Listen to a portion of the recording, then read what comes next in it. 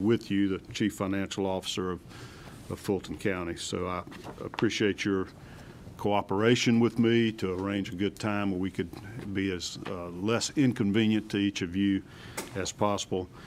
I also want to thank you for your responsiveness to a subpoena that we had issued that asked for maybe more information that even I recognize might be responsive to it. And I have a notebook here that you've provided with us, and I understand there will be additional documents coming.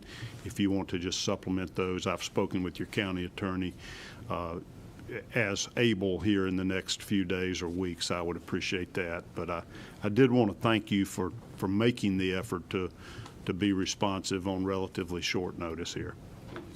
And thank you for being here with us today.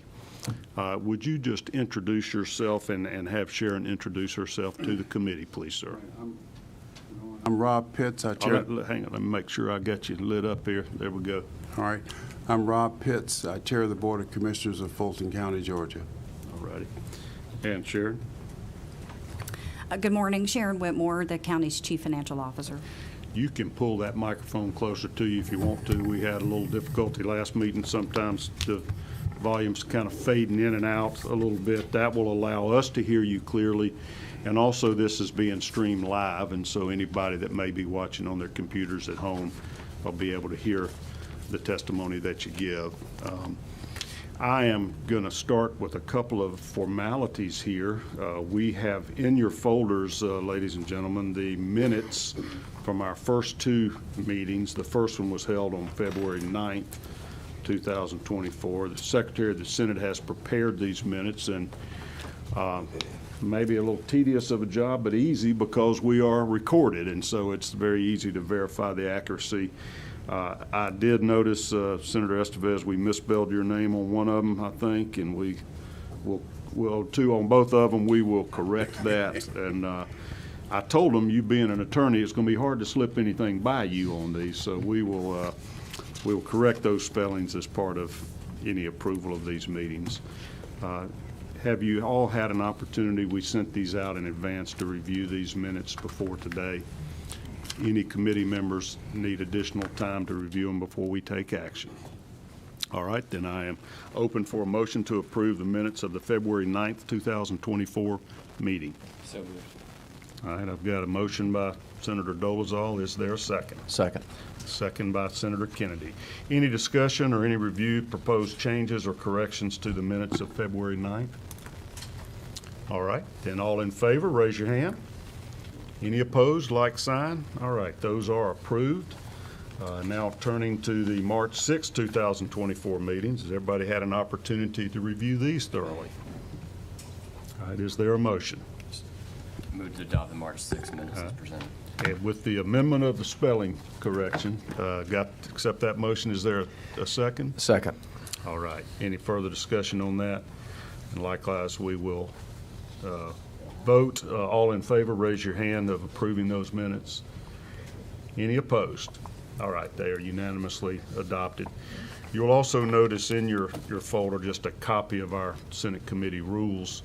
I put these in here because we did have some questions posed to us from the Fulton County Commission as they were preparing their responses to make sure what their timeliness was and how to object. I would like to state to you, Chairman Pitts and Ms. Whitmore, y'all should be aware that we have confidentiality rules on this committee. If there are any documents responsive to our subpoena that you feel like contain confidential information that should not be disclosed to the public, because we are creating a public record here, please identify those to me, and I will, in accordance with our rules, deem them confidential and shielded from public view. I know that just in conversations with your county attorney, I know Sue has told me there are certain things that she has redacted in these, if anything that dealt with the birth dates, Social Security numbers, health information of any of the employees of the county. And that is certainly fine. That's what we're trying to accomplish, to make sure that we are protecting documents that should be confidential, but also obtaining the records that we need to complete our investigation, and with the understanding that the vast majority of anything we ask for are in the public domain anyway. These are public government records that should be accessible to the general public, but also to the state Senate to conduct our work here. So thank you, and just let me know before we post anything on the website, any documents, if there are any that you feel like need to be shielded or protected in any way. Fair enough? All righty. Before we get started, I will need to swear each of you in. Mr. Pitts, I'll start with you. If you will raise your right hand, please, sir. Do you swear the testimony that you will give before this committee this morning will be the truth, the whole truth, and to the best of your knowledge and ability? I do. All right. And Ms. Whitmore, would you likewise? You swear the testimony you'll provide this morning will be the truth, the whole truth, and nothing but the truth, so help you God. Yes. All right. We have our court reporter present. We'll be making a transcript of all the testimony, and we're happy to share that with you. It will become part of the public record afterwards. If you later want to correct any answers or add information, we welcome that. And I will state before we begin, as we say every meeting, that our Senate website is set up that if anybody from the public has information you think might be relevant to our investigation, feel free to reach out to us and provide any information that could be relevant to us, and let us know if you would like to testify before this committee as our process unfolds throughout the summer and the fall. Mr. Pitts, let me get you just to give us a little brief background. You and I know each other, Yes, and I think most people in Fulton County know of you from your long history of public service. If you would tell us a little bit about the position you hold and how long you've been in the chairman's post and any other political service before that, I think it might give some context. Thank you, Senator, Mr. Chairman. I've been, as you've indicated, been involved as an elected official for many years. And I look at Senator Butler, and I kind of count sometimes to figure out just who is still standing. And I'm sorry that you're going to be leaving us. But I began my political career in Atlanta as a member of the Atlanta City Council. I served there for 20 years as a member of the Atlanta City Council. Then I was elected as president of the city council. I served 4 years as president. Then I moved over to the county, where I served for, I think, 12 years as a member of the commission, as a commissioner. And for the last 7 or 8 years, I have been privileged to serve as chair of the Board of Commissioners of Fulton County. All right. And as in that position, how often does your commission meet? Is it twice a month? We meet the first and third Wednesdays of every month. Okay. Is it part of the duties and responsibilities of the Fulton County Commission to establish the budget for the district attorney's office and some supervision of that office? We establish the budget for the district attorney as well as all other departments for final approval. And when you are formulating the budgets, does the district attorney submit to you a budget request for public funding?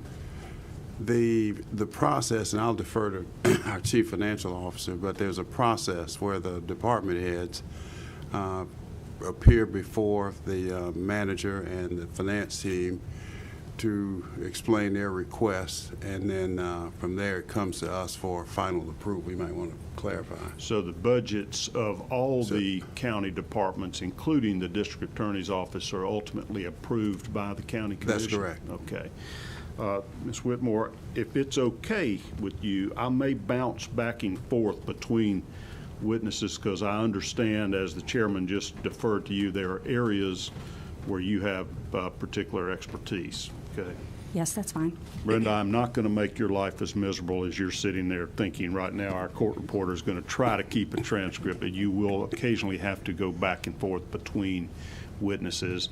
I will have, I'm going to have Ms. Whitmore later, a direct line of questioning her, but I may periodically let her chime in here, okay? All right.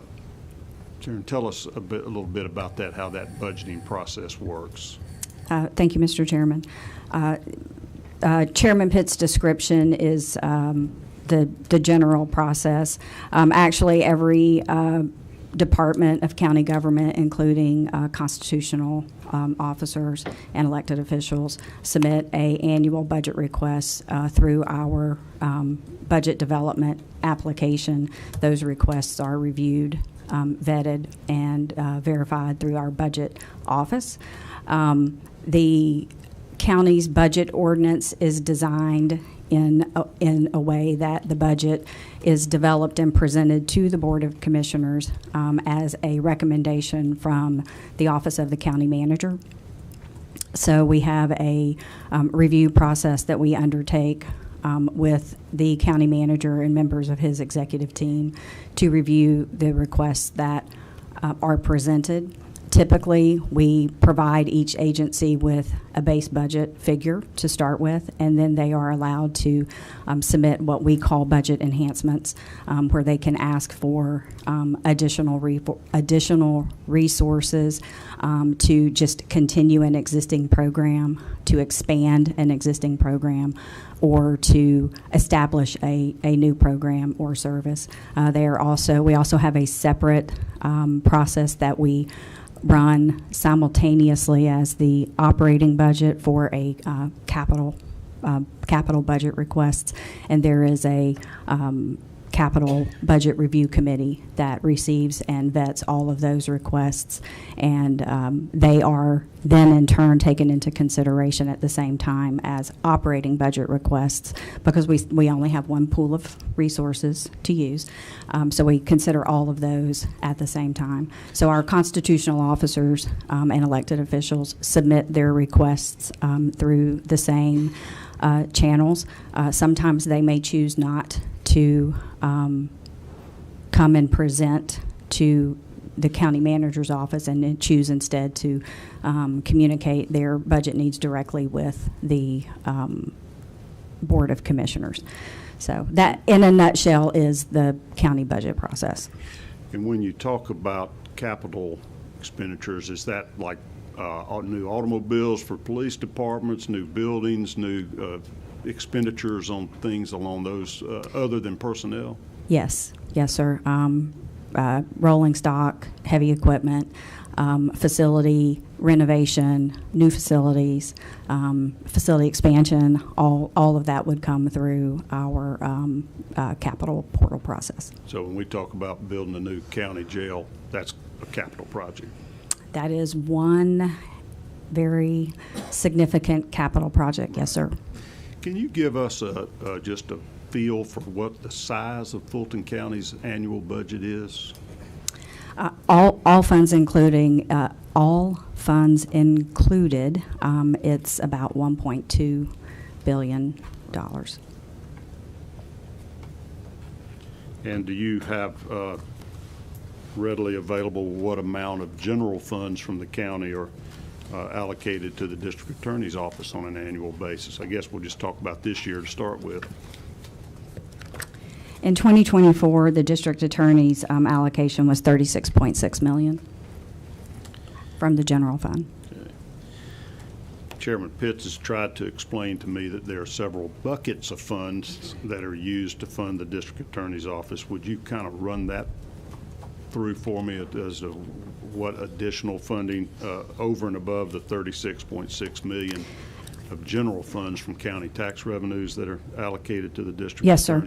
The district attorney, in addition to the county's general fund resources, also has resources that are available through the confiscated asset forfeiture fund, as well as the victims witness assistance fund, federal asset forfeiture funds, and we keep all of these in separate funds, and then a number of different grants that come through the state and federal grant process. And then since really the middle of 2021, when we developed our spending program for the resources that we received through the American Rescue Act, the district attorney has also had resources available for what we call our Project Orca, which is our court backlog project, that was funded out of our ARPA resources. Okay, let me slow down on that one just a minute. Did you say Project Orca, like an orca whale? Yes, sir. Okay. Is that acronym, does that stand for something you could help tell us? It's more,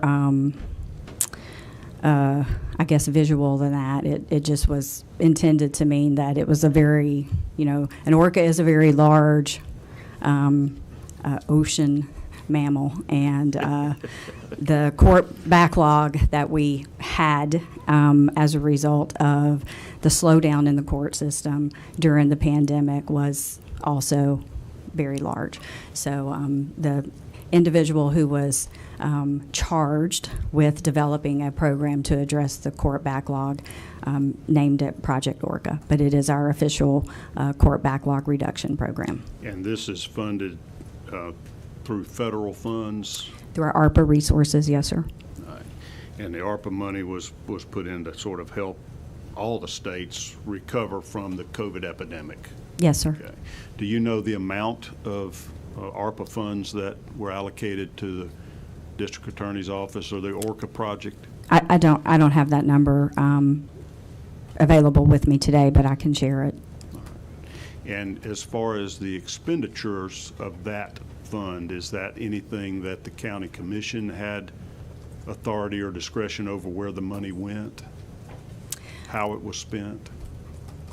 Specifically, is your question specific to the ARPA resources themselves? Yes. Yes, sir. They determined where and how our ARPA resources would be utilized. The county executive team made a recommendation, and the Board of Commissioners adopted that recommendation, and we have modified it over the course of time as we have continued to execute on our spend for the ARPA resources. And one of the areas you allocated some of the ARPA funding was to this Orca project. Yes, sir. In total, about $75 million is what we allocated to Project Orca. And who else was allocated funds through the Orca project in addition to the district attorney's office? Most of the partners from our justice system received funding out of the Project Orca resources.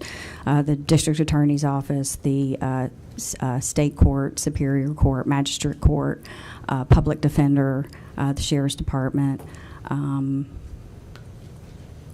I believe juvenile court received some.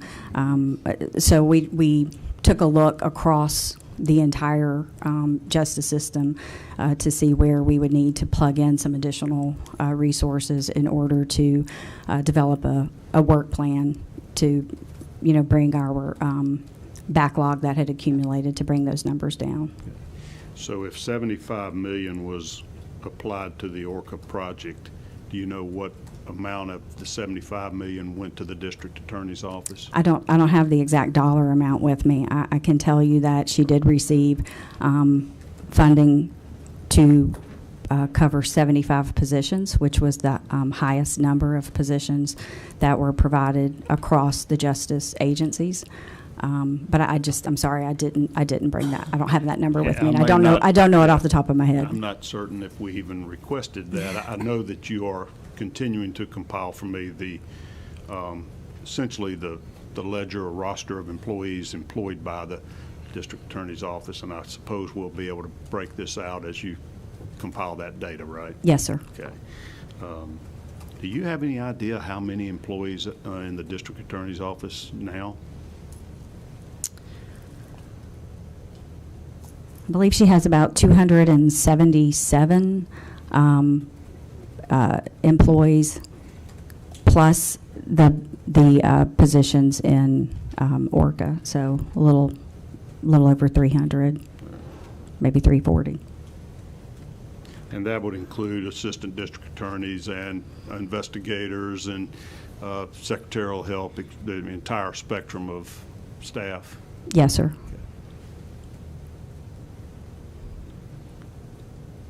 Will the Orca funds expire anytime soon or be exhausted? I know if they came through ARPA, that's sort of winding down at this point, right? Yes, sir. We are undertaking an effort currently to ramp down our Orca spend within the $75 million that was allotted, and within the general time frame that was provided for the spending to occur, which is 12/31/2024.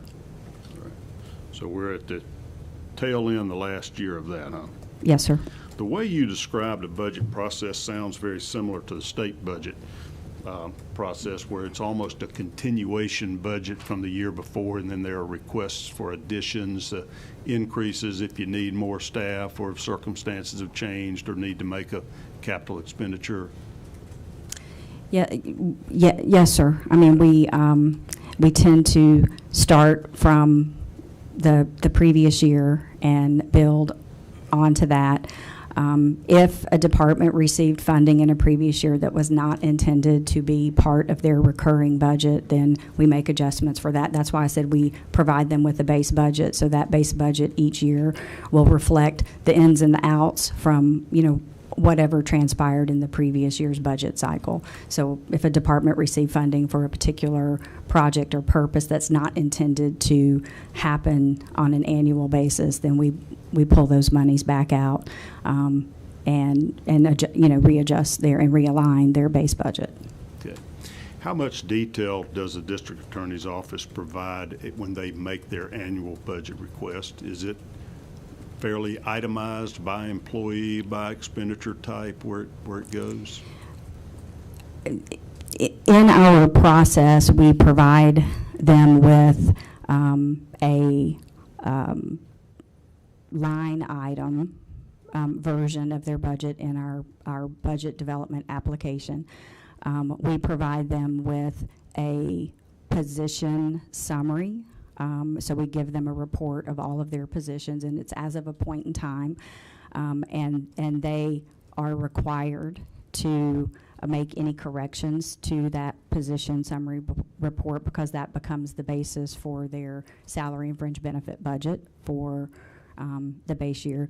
And then they are allowed to go in and align the operating portion of their budget in whatever manner suits their operational needs. We do have a couple of object codes that we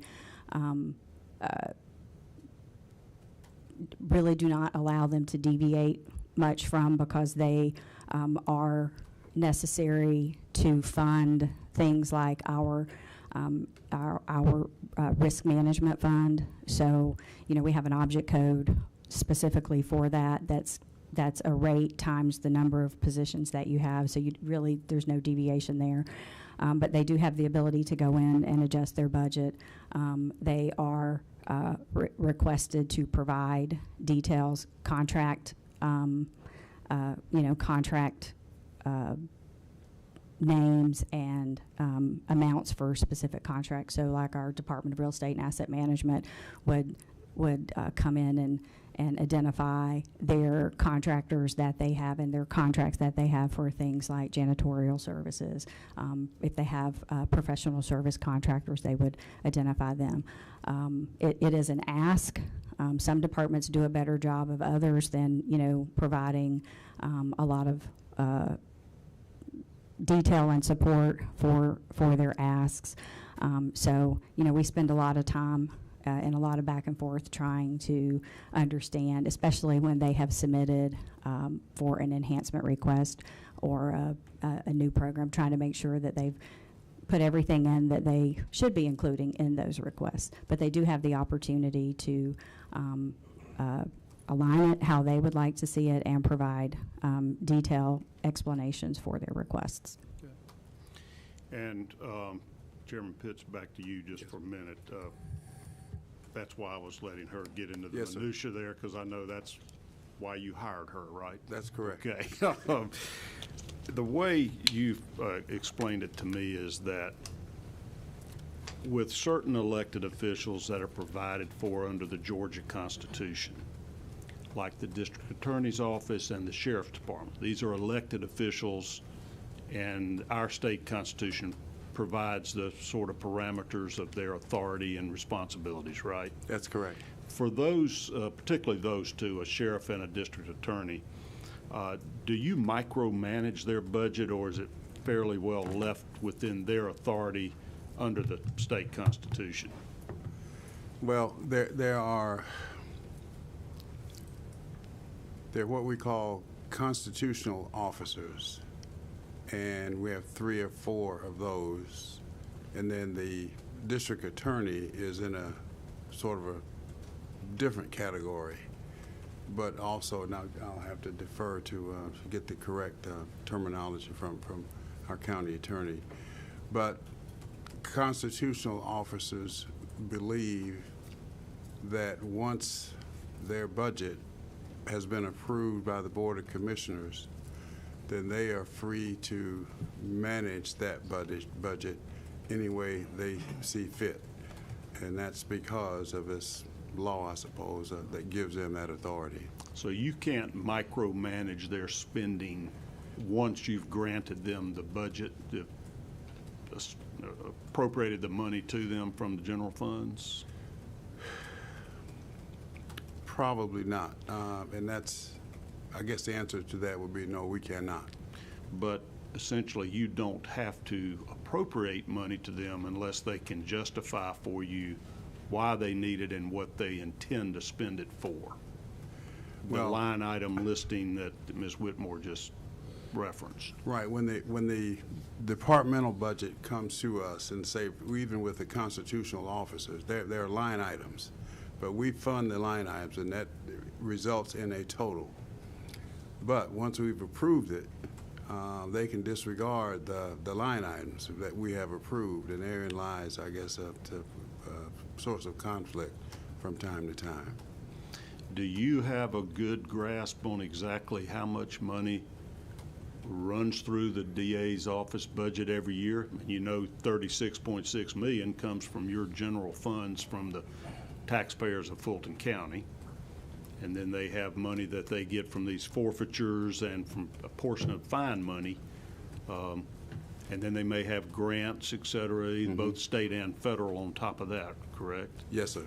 And then the state itself funds a certain number of positions, including the district attorney's salary and a certain number of assistant district attorneys based on the number of judges in the circuit.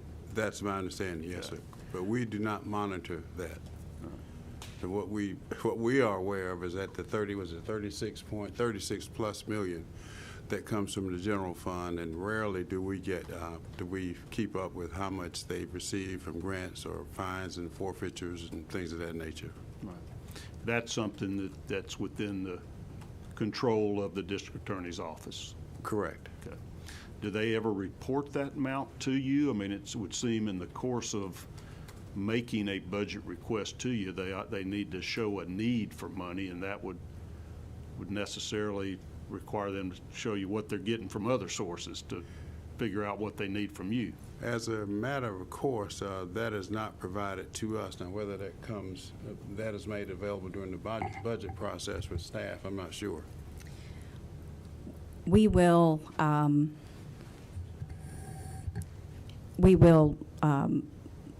look at other sources that they have available when they're asking for an enhancement to see if there is another source that could be used instead of the general funds.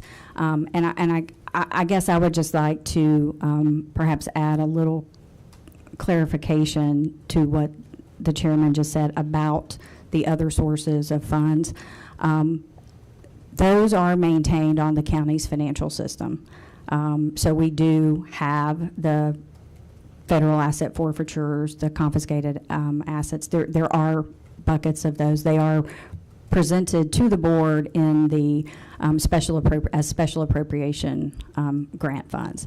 The board, there is no reporting that comes forward to the board on those, and because the board isn't authorizing those resources, they come from other sources.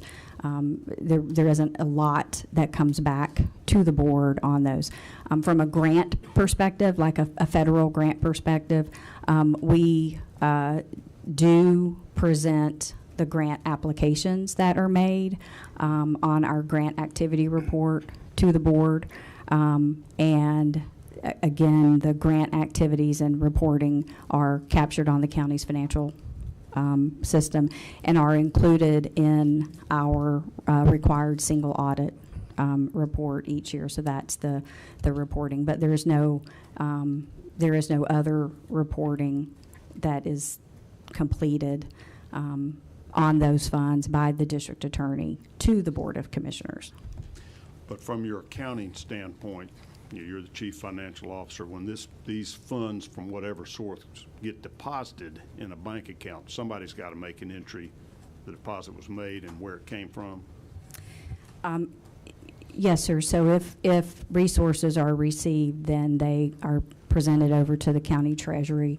They're deposited, and within these funds, then the spending credit, if you will, is provided to the agency that's receiving the funds. We have, multiple agencies that receive federal asset forfeiture funds and confiscated asset funds. So we track it by each department within those funds, and when the resources are received, they are given credit for them. On the grants, many of the grants are, of course, drawdown grants. So we're spending the county's resources first and seeking reimbursement from the granting agency. So whatever the required drawdown process is, our grants administration office in the finance department would be involved in assisting and facilitating the the financial reporting requirements. Programmatic reporting requirements are typically managed directly by the department or agency that has received the grant. But our grant administration unit will ensure that the whatever periodic required financial reporting is complete, and that the drawdowns are completed on a timely basis so that the county is not fronting that money for too long of a period of time. And tell me what you just referenced, a single audit.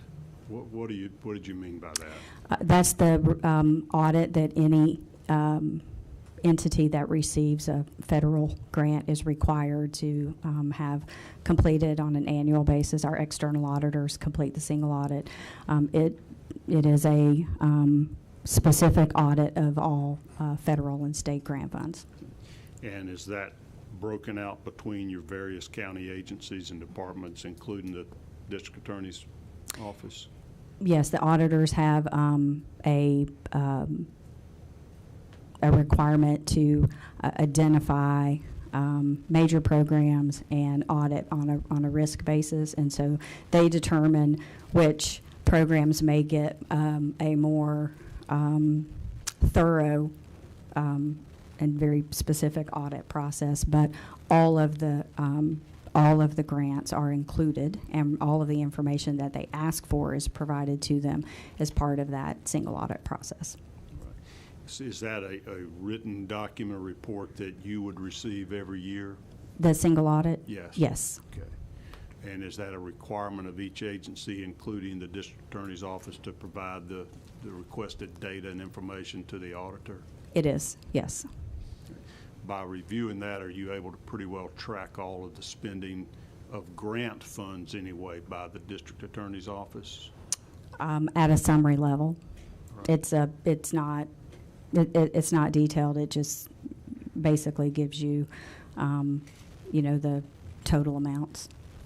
Of what was received and expended, what was yes, sir. spent? Does it give a category of the spending? I believe that it's just listed by the individual grants. Okay. Would that explain or reveal to you what personnel was paid for by specific grants? It is not. The report itself is not at that level of detail. All right. No. Is that provided to you in any way? In your role as CFO, do you get to see, which employees are funded by county money versus a federal grant versus a state grant versus a combination? Yes, that information would be available to me again when those grants are awarded and received, we establish the budget. If personnel expenses are included in the grant award, then the budget office will work with the recipient agency to ensure that the appropriate positions are created and established within the grant to ensure that they comply with whatever the application and the budget document that was presented to the granting agency includes. And we've had conversations before this morning as you've tried to explain to me some of these different funding sources. It seems to me like on a lot of the staff attorney or assistant DA positions and other investigators and other folks that are working for the DA's office, that their salary is paid partly by the state with a local supplement, a county supplement. Explain that to our committee so we can figure this portion out. Yeah, there are a handful of positions, assistant district attorneys, deputy district attorneys, investigator, maybe some legal assistants, who are paid by the state and supplemented by the county. So we call them state supplemented positions. And I'm not 100% on what the total number is right now. I think it's somewhere between 15 and 20. I'm not sure which of those are filled. So that's part of the information that we have yet to finalize to be able to provide to you. Still trying to break that out exactly. Yes, sir. That's paid. Yes, Okay. sir. So what about an employee of the DA's office's health insurance benefits? Is that paid by the state of Georgia, the state health benefit plan, or by Fulton County's health plan? Positions that are 100% county funded positions are paid by the county. I will have to have one of the supplemental positions pulled. At one point in time, under a previous district attorney, some of them were receiving county benefits.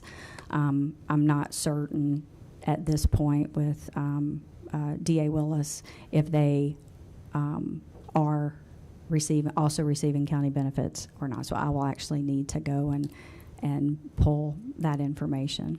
And what about retirement funds? I know state employees are eligible for state retirement benefits. Do you have county retirement benefits for these county employees? Fulton County has a closed defined benefit plan that closed in 1999. If there are employees in the district attorney's office who were employed by the county and participated in that plan and chose to stay in it, then they would be eligible for a defined benefit pension upon their retirement from the county. We also have, since that point in time, had a defined contribution plan in place that is available to full-time county employees. We have amended it over time to include or exclude certain groups. As we've learned, certain groups have been added into and out of other plans. So full-time employees have the benefit of that defined contribution plan. And that would be at the cost to Fulton County taxpayers rather than state taxpayers? Yes, sir. Okay. So there may be 2 or 3 of us working as assistant DAs under Ms. Willis, and if I'm one of the state-funded positions, I would be receiving a different type of health insurance plan possibly and a different type of retirement plan than my colleague that's a supplemental employee that's funded by the county alone. Possibly, yes, sir. Okay. I will confirm that in our response. What about folks that are independent contractors of the DA's office, like a special counsel, special assistant DA? How are they paid? They are treated as professional services and paid as if they were a county vendor. And do you consider them then a county employee or a county vendor or an independent contractor?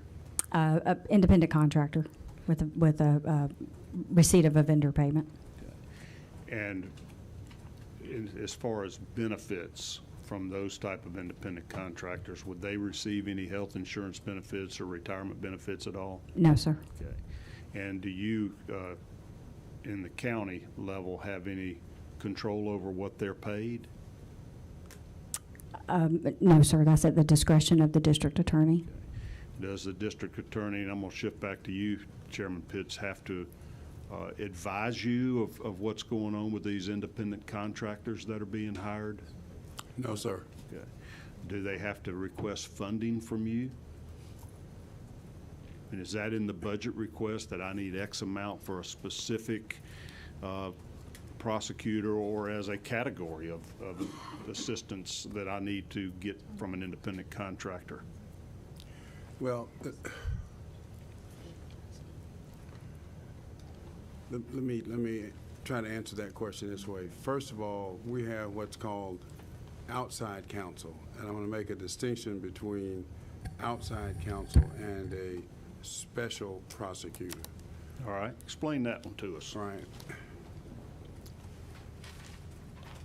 An outside counsel is hired when the county attorney determines that there's a need for assistance. She then, in this case, she will make a recommendation to the board and explain why she needs outside counsel. She makes that recommendation to us. And if we agree, and that's typically done in executive session, and if we agree, then we will take a public vote and authorize the hiring on the recommendation of the county attorney of outside counsel. And we have a range, an hourly rate. I'm not sure what that hourly rate is, nor whether that's really relevant, but there's a range that we pay outside counsel. And that's different from a special prosecutor. Would outside counsel have anything to do with criminal prosecutions, or are they representing the county's interest in other type of matters? Let me, Do you know? Joe.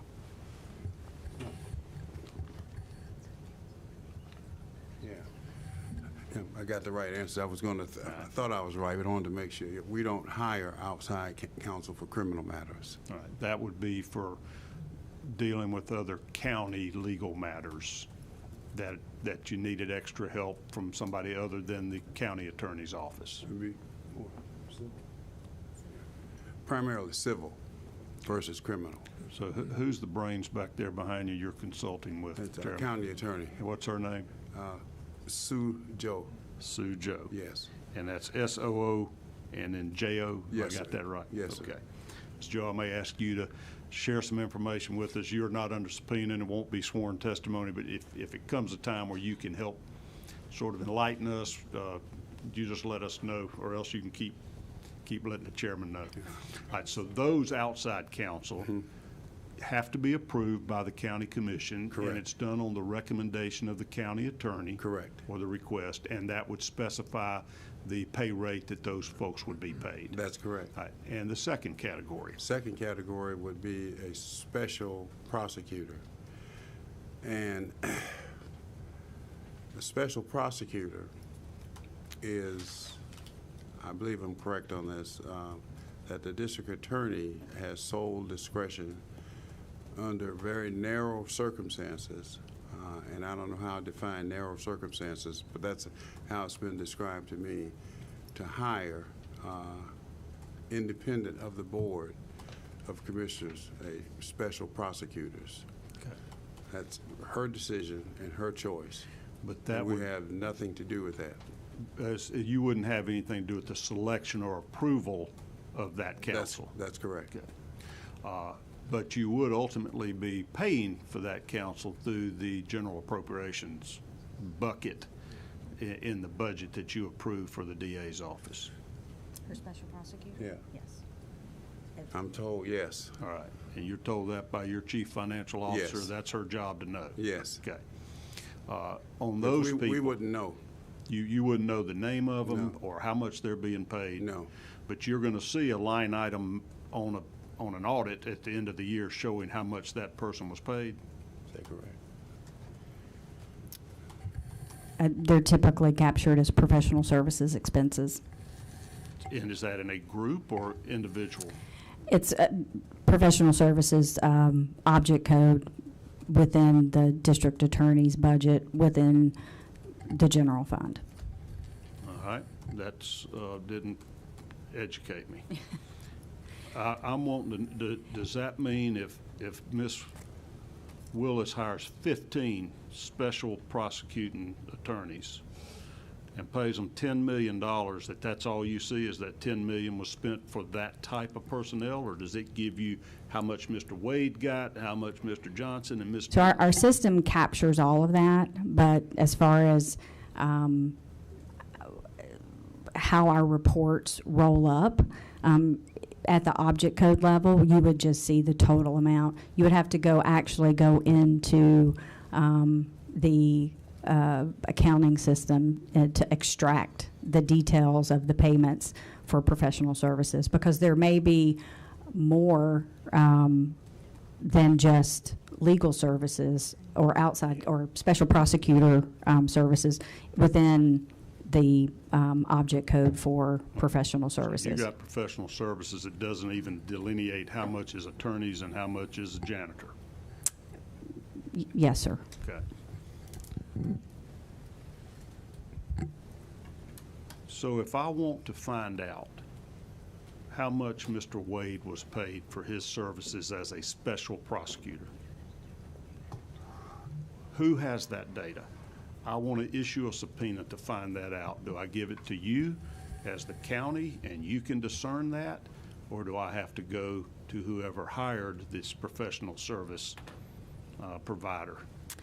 The county actually has an open government platform.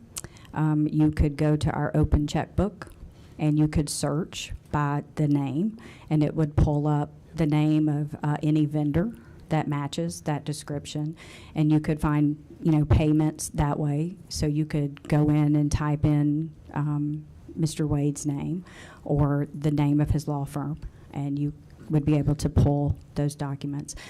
You could also submit an open records request to the finance department, and the accounts payable team would pull the details and provide that documentation, or you could subpoena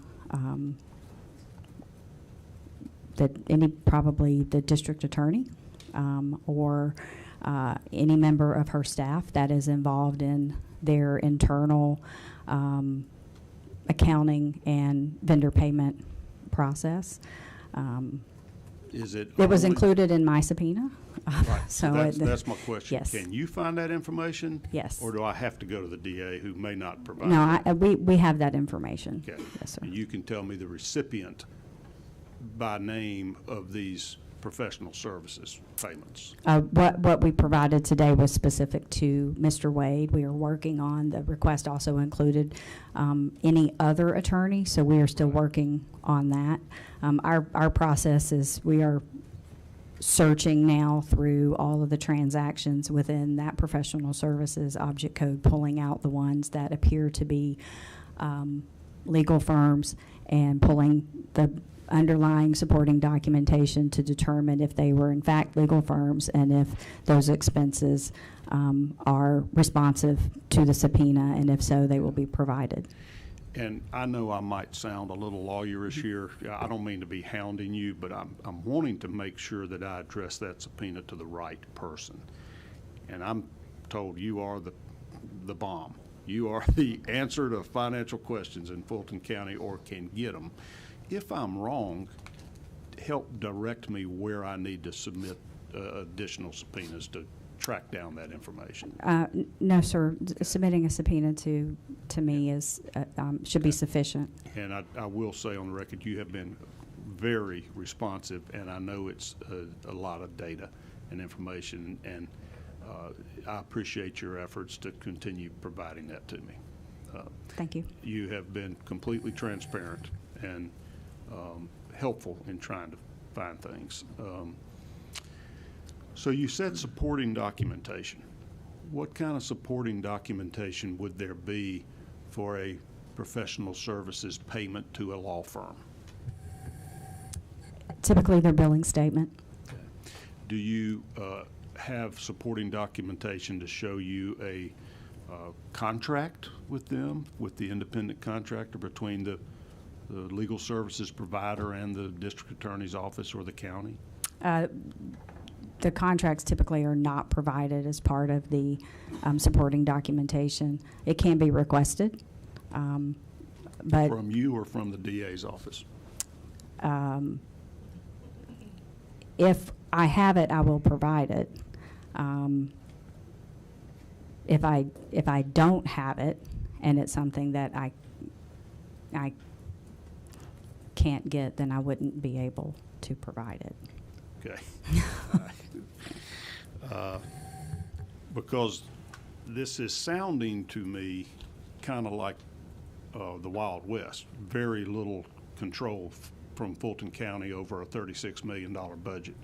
You don't know how much of that is spent on professional services, who is hired, how much they're paid per hour, what their total compensation is, yet you're being asked to provide $36.6 million a year that you know encompasses a number of those type of independent contractors that you're funding with no oversight or control, right? Yeah, the Board of Commissioners has no oversight over the district attorney. So your only control is the power of the purse, whether you continue funding money that can be used for those purposes, or whether you restrict that funding. Is that fair, Chairman Pitts? I guess that's really your question. Could you repeat that, Mr. Chairman? So your only control is the power of the purse, is either granting or rejecting requests for additional funding from the DA's office. That's correct. Okay. And that has to be based upon assurances presented to you by the DA as to why she would need particular amounts of funding?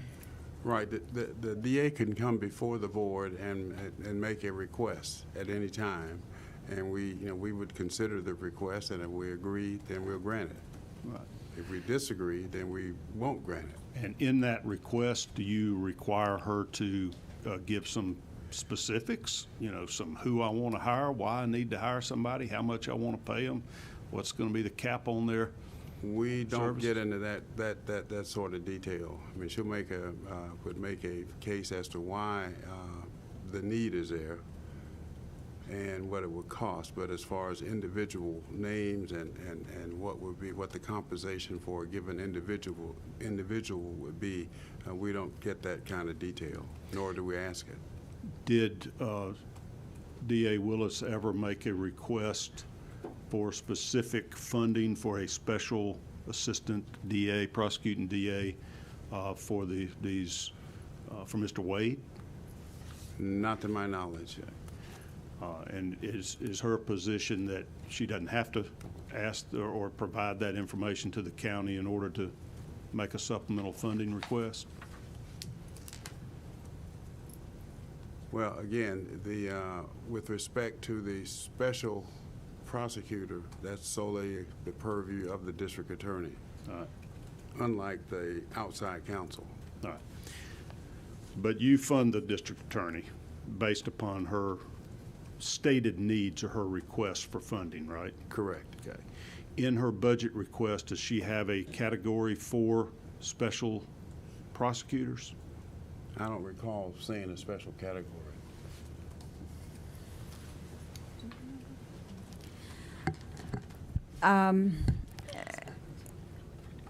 Mr. Chairman, I guess I would have to say that she, as have prior district attorneys, have asked for resources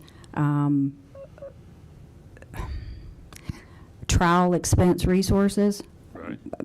without it being specific to X amount for a special prosecutor or X amount for expert witnesses or, things like that. I think that it's been more like we know we have these major prosecutorial matters that will be moving forward and will require, additional resources. But I don't recall there being any specific line item details necessarily associated with that. All right, so we heard testimony at a previous meeting that there was a team of at least 10 assistant DAs working on an election interference case, and at least 3 special counsel that are being paid as independent contractors, including Mr. Wade. Was that ever described to the county commission in any of the funding requests? I don't recall that coming before the board. So she never came to you and said, I'm going to need a lot of money here to conduct this prosecution of, now there's 16 different defendants I'm going to call it the election interference case. Was that ever expressed to the county commission that that's part of why you were asked to give $36.6 million?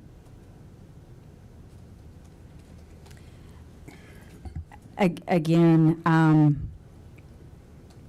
not with that level of detail. So again, trial expenses. Just generically, not even for the type of prosecution?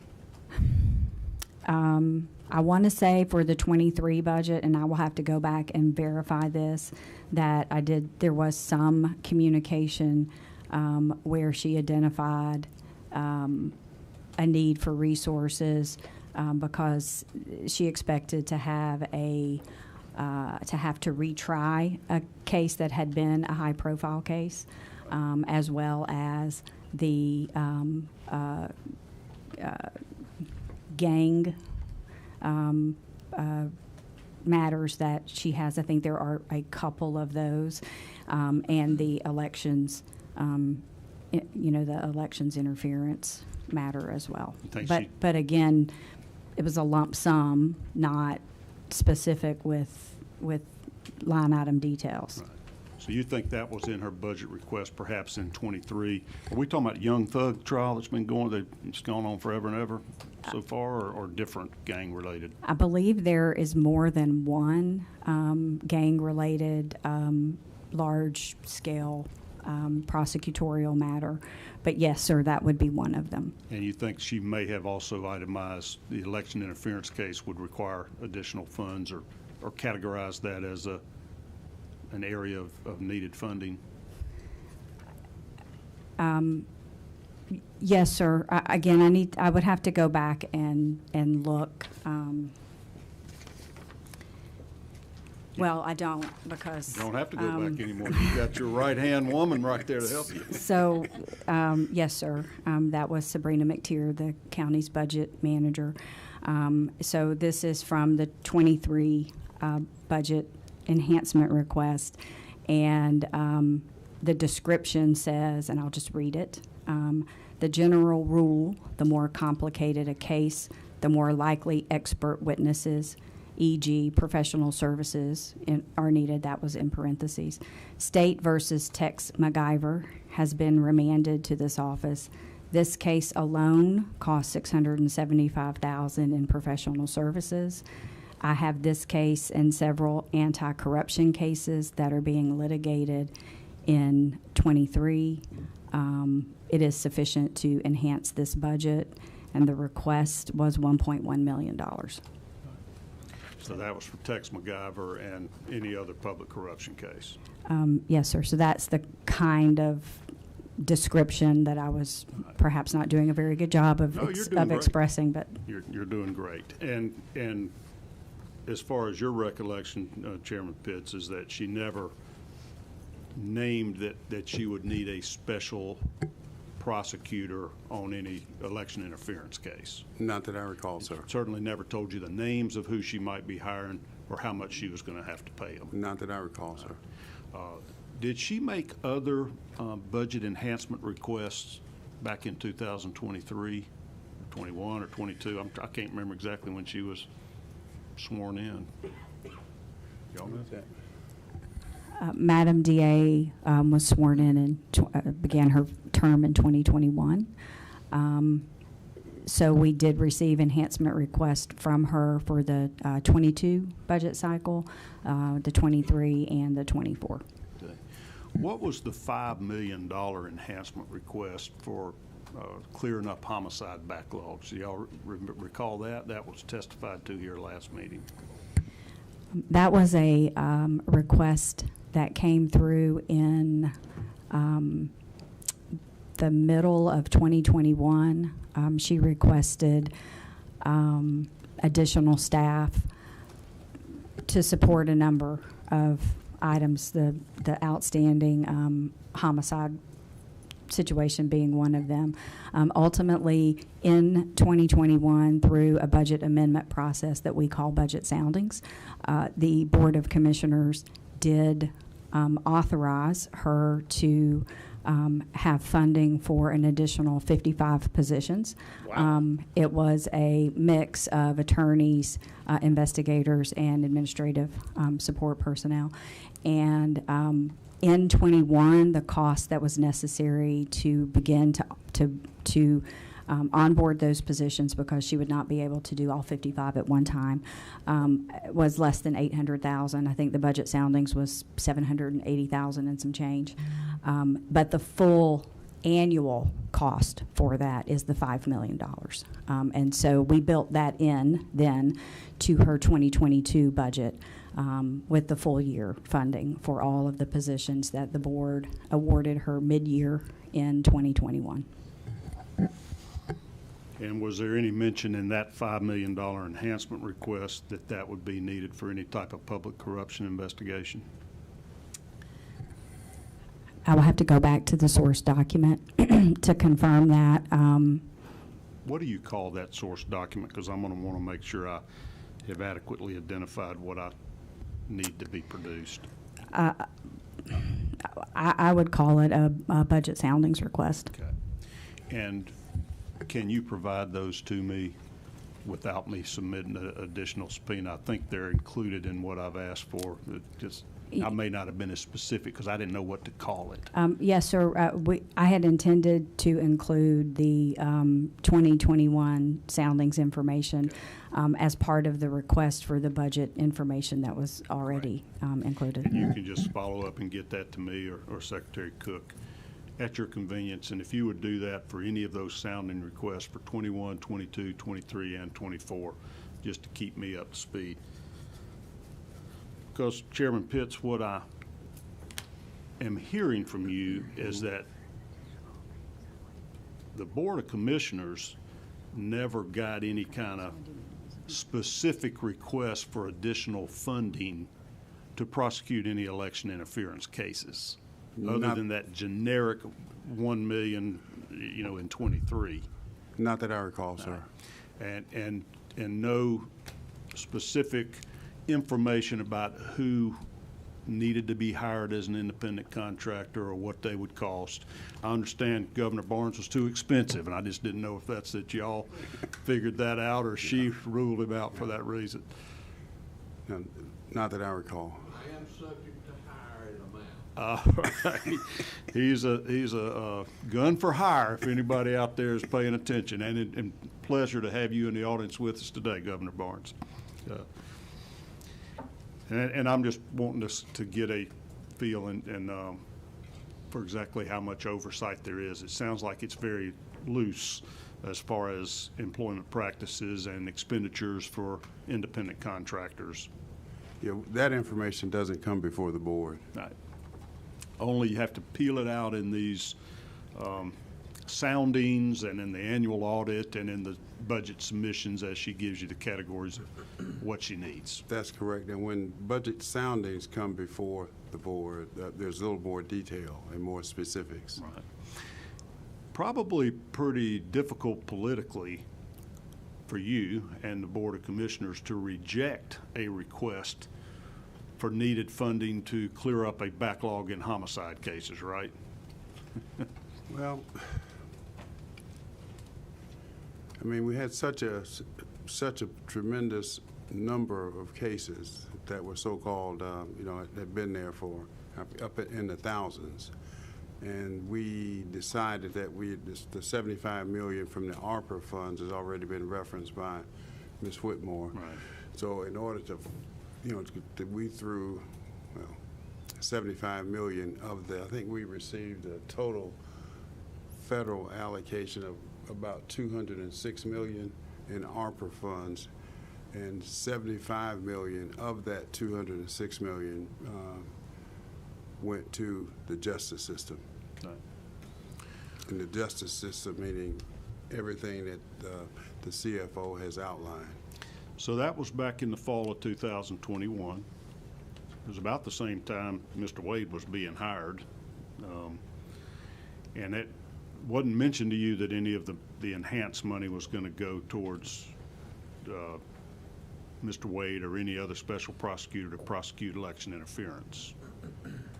No, it was my understanding that $75 million was to be used for the justice system, and specifically, sort of specifically, to reduce the tremendous backlog that we had. And there was a $5 million enhancement that was from county funds, not the Orca funds, or is that the same money? Is that the same money? No. The $5 million is general fund, Okay. county. And in that request, that was on top of the Orca funds to get rid of the backlog of homicide cases. Is that correct? Yes, sir. She actually asked for over 100 positions. When she made the request, and the way in which we addressed it was we already had the backlog program in development, and so we identified a certain number that would be funded through the backlog project out of the ARPA resources, and the balance we provided for out of the county's general fund. And this is back in the fall of 2021. Yes, sir. 2 years before her $1.1 million request for public corruption and Tex MacGyver. Yes, sir. Okay. Did she ever report back to you the progress being made? What kind of bang you were getting for your buck? You're giving her tens of millions of dollars in either Orca funds or federal, state, county general funds to get rid of this backlog. Did she do it? I don't recall any specific report back to the board from the district attorney. However, at each meeting of the board, we would receive an update on progress that was being made. That's accurate, isn't it? Yes. Right.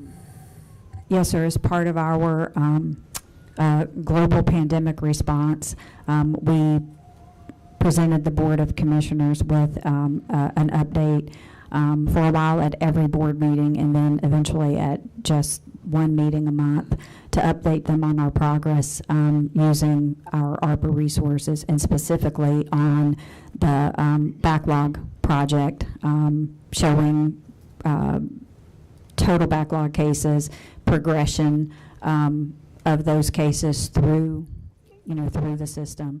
And so we've been reporting on that regularly up until February of this year due to our cyber incident. So we are almost ready to begin that reporting process. Again, the last report that we made of the progress of Project Orca was in January, at the second meeting of the Board of Commissioners in January, and that was for progress through the end of 2023. So would that list the number of homicide cases that are pending and how many are being resolved on a monthly basis? It doesn't list case type. It lists the total number of projects, the total number of cases by each of the players, if you will, the solicitor, in the magistrate court, the district attorney, and then superior court and state court. So we kind of track the progress of the cases from the two prosecutors, from the solicitor and the district attorney, into their respective courts, and then we track the progress that the courts themselves are making in fully adjudicating the cases. So that information is all presented to the board in a chart and discussion, and, you know, what's happening, all the various different things that we had to do in order to, you know, see that line make the progression that we were looking for. So how many backlog cases were there? Do you have a ballpark figure how bad this got back in 2021? We're a year into the pandemic, courts are not trying cases, and oh my, you got a full color report there. Is that in my Thousands. notebook? We'll get an exact number. It was. We started, our drop date that we used to define our backlog cases was December 6, 2021, and we started with a total of 148,209 open and active cases in any stage. That included solicitor's office that Yes, prosecutes yes. misdemeanors. Across the and justice DA's system. office that prosecutes the felony offenses. Yes, sir. Does it break them out? How many are state court versus superior court? The state court, the starting point for the state court was 20,124. So the vast majority of them, or at least 2/3 of them. What's the superior court? Superior court was 15,888. Okay. Then you got magistrate courts as well, I guess. or- Magistrate court was 39,435. And that can be everything from a speeding ticket to parking ticket, very minor things. Variety of, Okay. yes, sir. What else you got? Municipal court, I guess? The Solicitor General had 56,462 at the starting point. And the district attorney had 16,300. Okay. Where's the 16.3 now, or at the end of 2023? Has the DA used all these millions to any good to catch up? From our report in January, the district attorney's number was 130 cases that were the original Orca. So this is only tracking the cases that were considered in the Orca backlog that started at 148. So again, these resources were only supposed to be focused on reducing those cases. There were still new cases, of course, that come into the system since that point in time. Right. And this report does not talk about those. This is specifically focused on those Orca cases. Those new ones are not funded through the Orca funding. Correct. Okay. Correct. That makes sense. Repeat those two numbers, the start in January. For who? The start for the DA, you started at 16,300 and ended up with 130. Yes, sir. Okay, and that was from fall of- December 6th of 2021 through 12/31/2023. And we can't discern whether they're dismissed cases, whether they're plea bargain cases, or trials to a verdict. Not from this report, no, Okay. sir. They just got out of the system, resolved one way or another. So for the district attorney, they were either moved on to Superior Court, which is where her cases would typically go, which means she still has to then prosecute them. But what we were tracking is, the cases that she had where, they were still sitting in, per se, in her queue, if you will. Yeah. So from 16.3 down to 130, they either moved on into the further into the prosecutorial process, or yes, they were dismissed, or whatever the other term is that you would use when a court case doesn't progress, when a matter doesn't progress. Did your reporting requirements for these Orca funds require any detail as to the successful completion of a case, whether there was a conviction or a plea, or they just dismissed it, or did they break it down for you that way? Or just one lump sum number of these cases are resolved, they're no longer in our system, in our queue? We did not require that reporting, that level of reporting to the Board of Commissioners. We do have, I believe, that level of reporting from our criminal justice system, but it's just not included in what we reported to the board. And does that criminal justice system of Fulton County prepare a report giving those annual updates or dispositions of cases? They have not. This is something that the executive team worked on. For Project Orca, there was a steering committee that was established that, like the chief judge of Superior Court, chief judge of State Court, magistrate court, chief judge, the clerk of Superior Magistrate Court, they all participated in the steering committee process. Our former COO, Alton Adams, guided them through that process. So there was no explicit reporting requirement for that detailed level of information made by the board to the group, but the board did want to see, you know, the results of their efforts. So, you know, Mr. Alton worked with the judicial partners in developing the information that was reported back to the Board of Commissioners. Yeah. So you think that criminal coordinating council, or whatever they're called, kept data that specific as to the outcomes of the cases? I think it's in our justice, it's in our system and can be pulled out. I don't know. I didn't participate in those sessions, so I don't really know what they did with that Who would you information. recommend me asking to pull that data out? Who should I submit a request for, ask to come testify to us? Yeah, probably Alton, wasn't it? Perhaps Mr. Adams, Alton Adams. He's no longer the COO? He is semi-retired.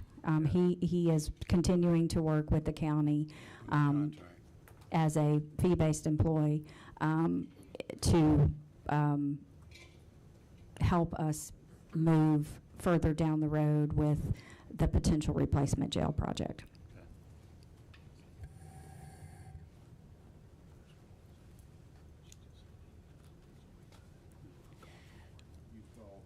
Mr. Adams, a fee-based employee? Does that mean he's still working just on an hourly basis? Yes, or sir. Kind of a consulting type thing? Project more specific to the project, the replacement jail project. Okay, so that's the project, replacement jail project? Yes, sir. Okay, thanks. All right, this might be a nice time for a little break. Would you guys appreciate or need a little bathroom break, a little stretch your legs type thing? We're going to recess for about 10, maybe 15 minutes here, and then I'll try to start wrapping some things up. But I know it's a broad range of questions, but you're helping educate our committee. Thank you so much. We'll take a break.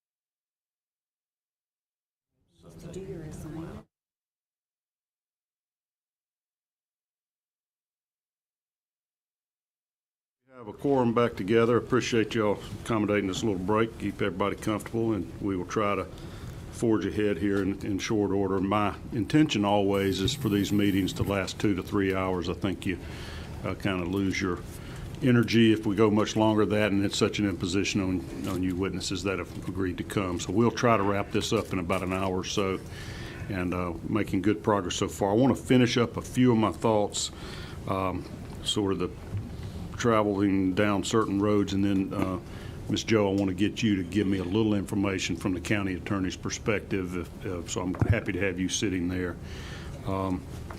Okay, Mr. Pitts, we were talking about the special outside counsel, the approval of it, and essentially this Orca project and what its goals and intents were, and how it has successfully eliminated a lot of that backlog of the criminal cases that piled up during COVID.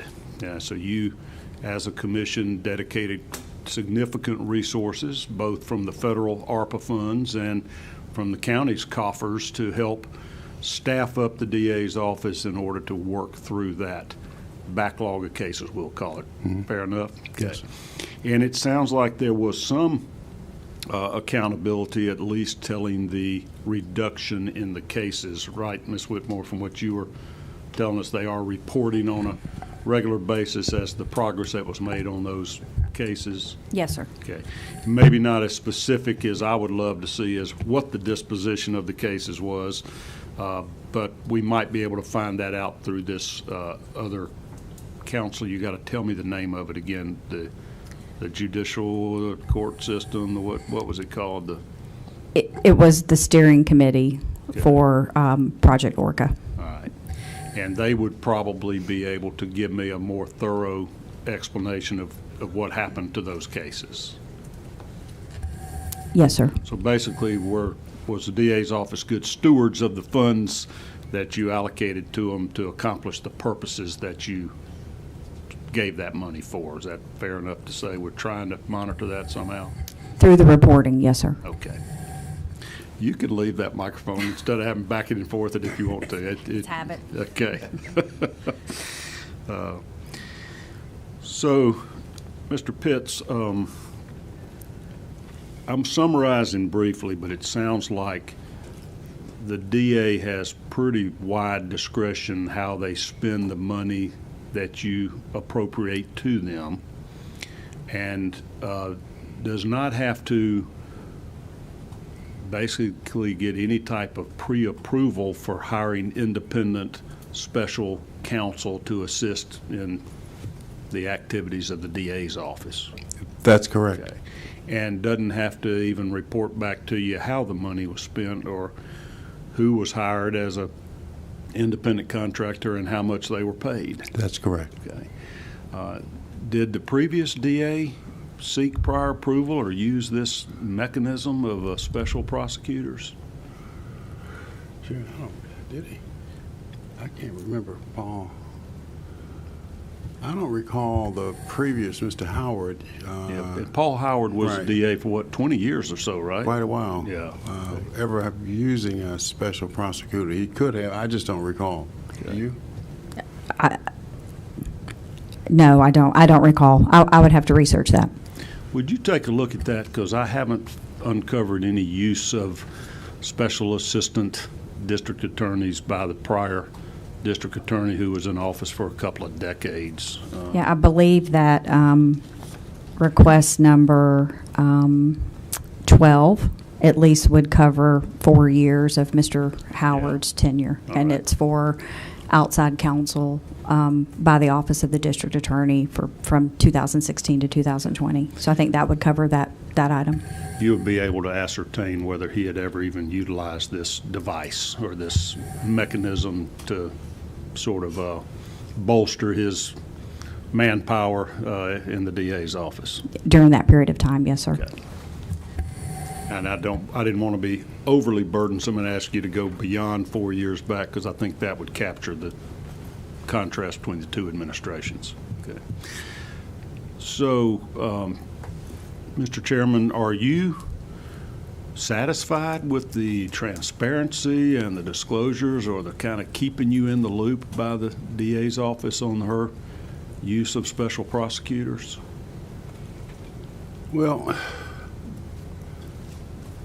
I mean,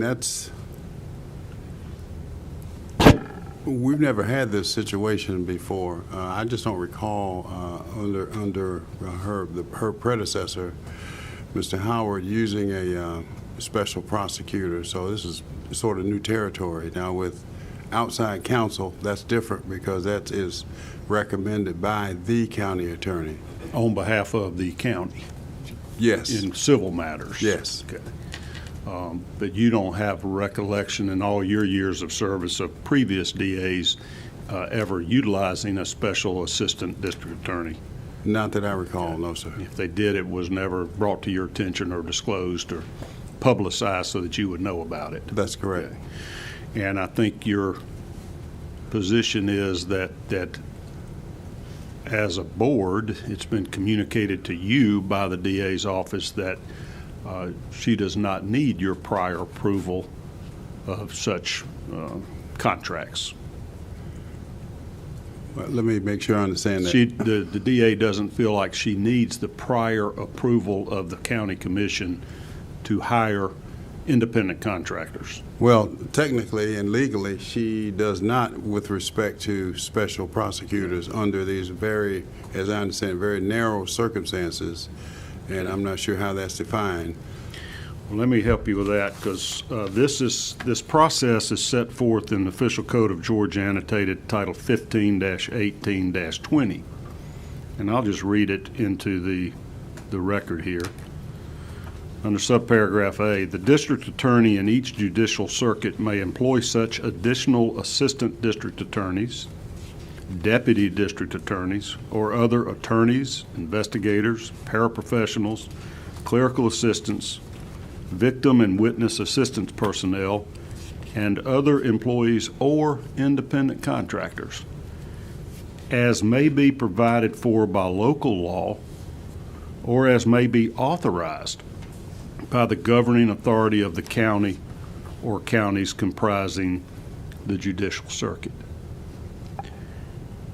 Now, Fulton County is a single county judicial circuit, right? Yes, sir. Okay. And so you are the governing authority as the Board of Commissioners of that county. Yes, sir. Okay. And what you're saying is that you have never authorized her hiring independent contractors to assist in the prosecution of her duties. That's correct. It wasn't required. Well, this law requires it, but the county did not require it?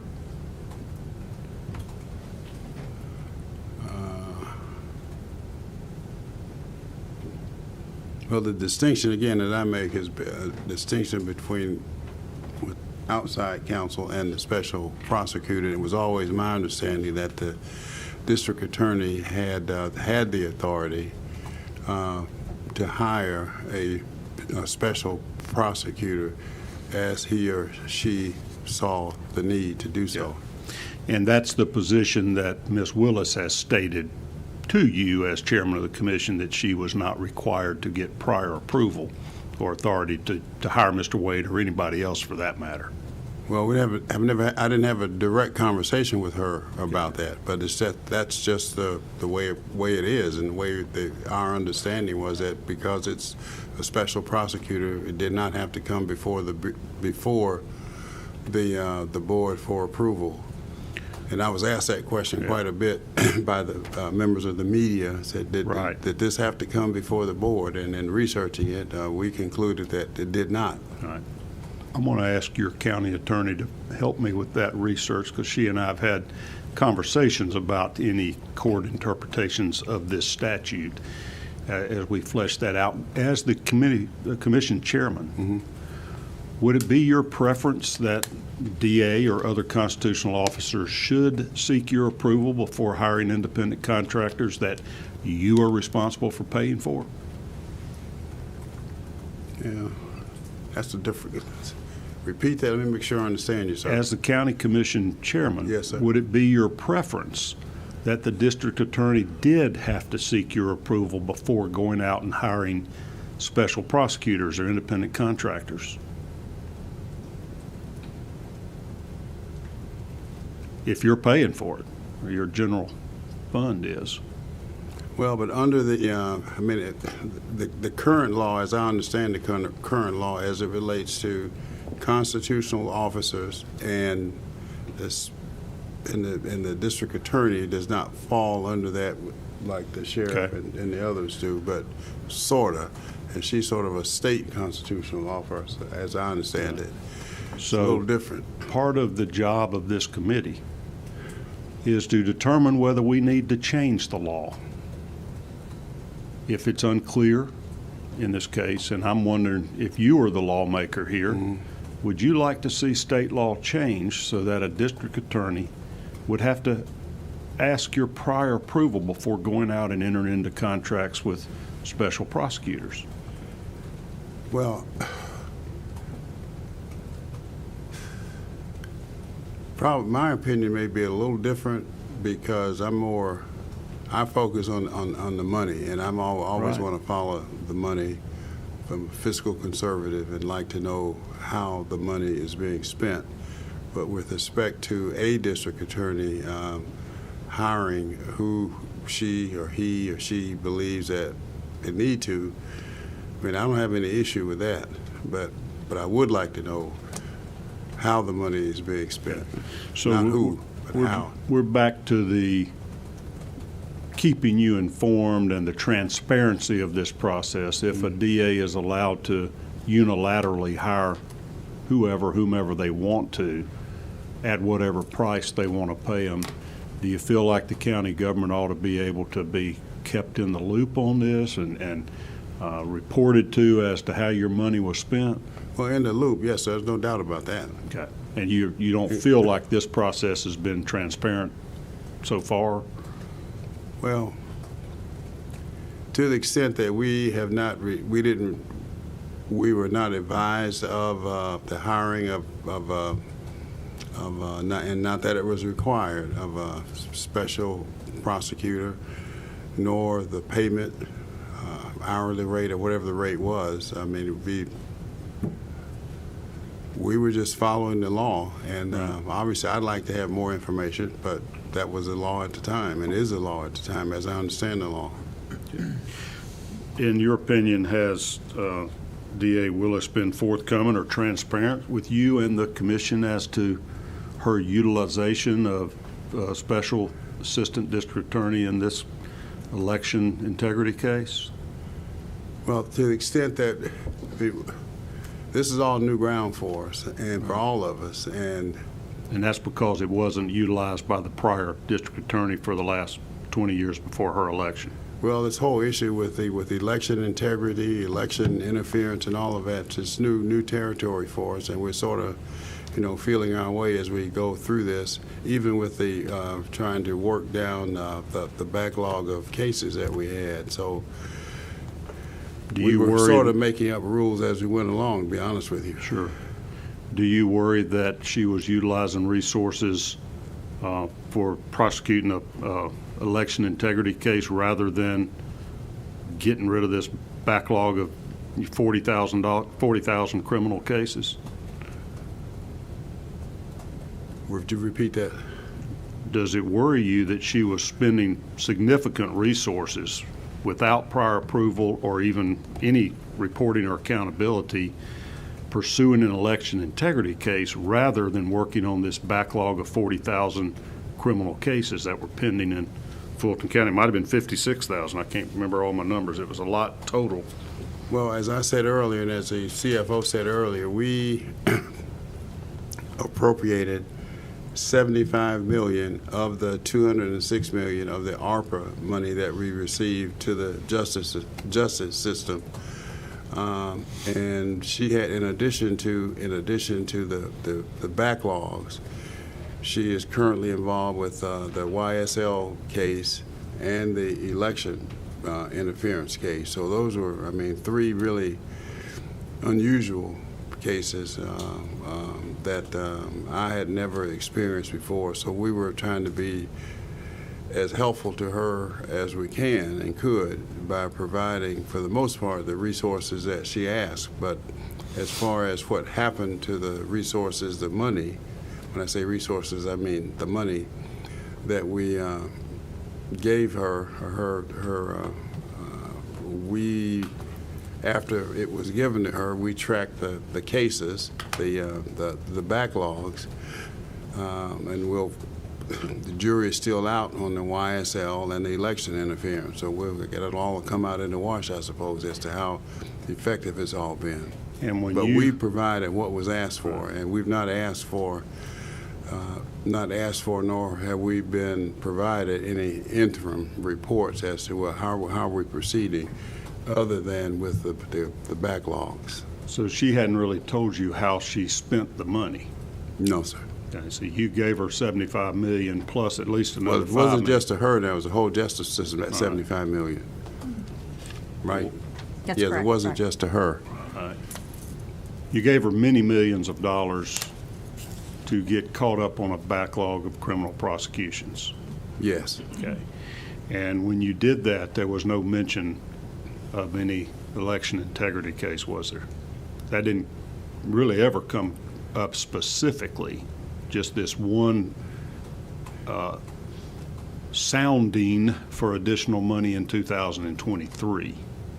I believe that's correct. When you say Which that's is- correct.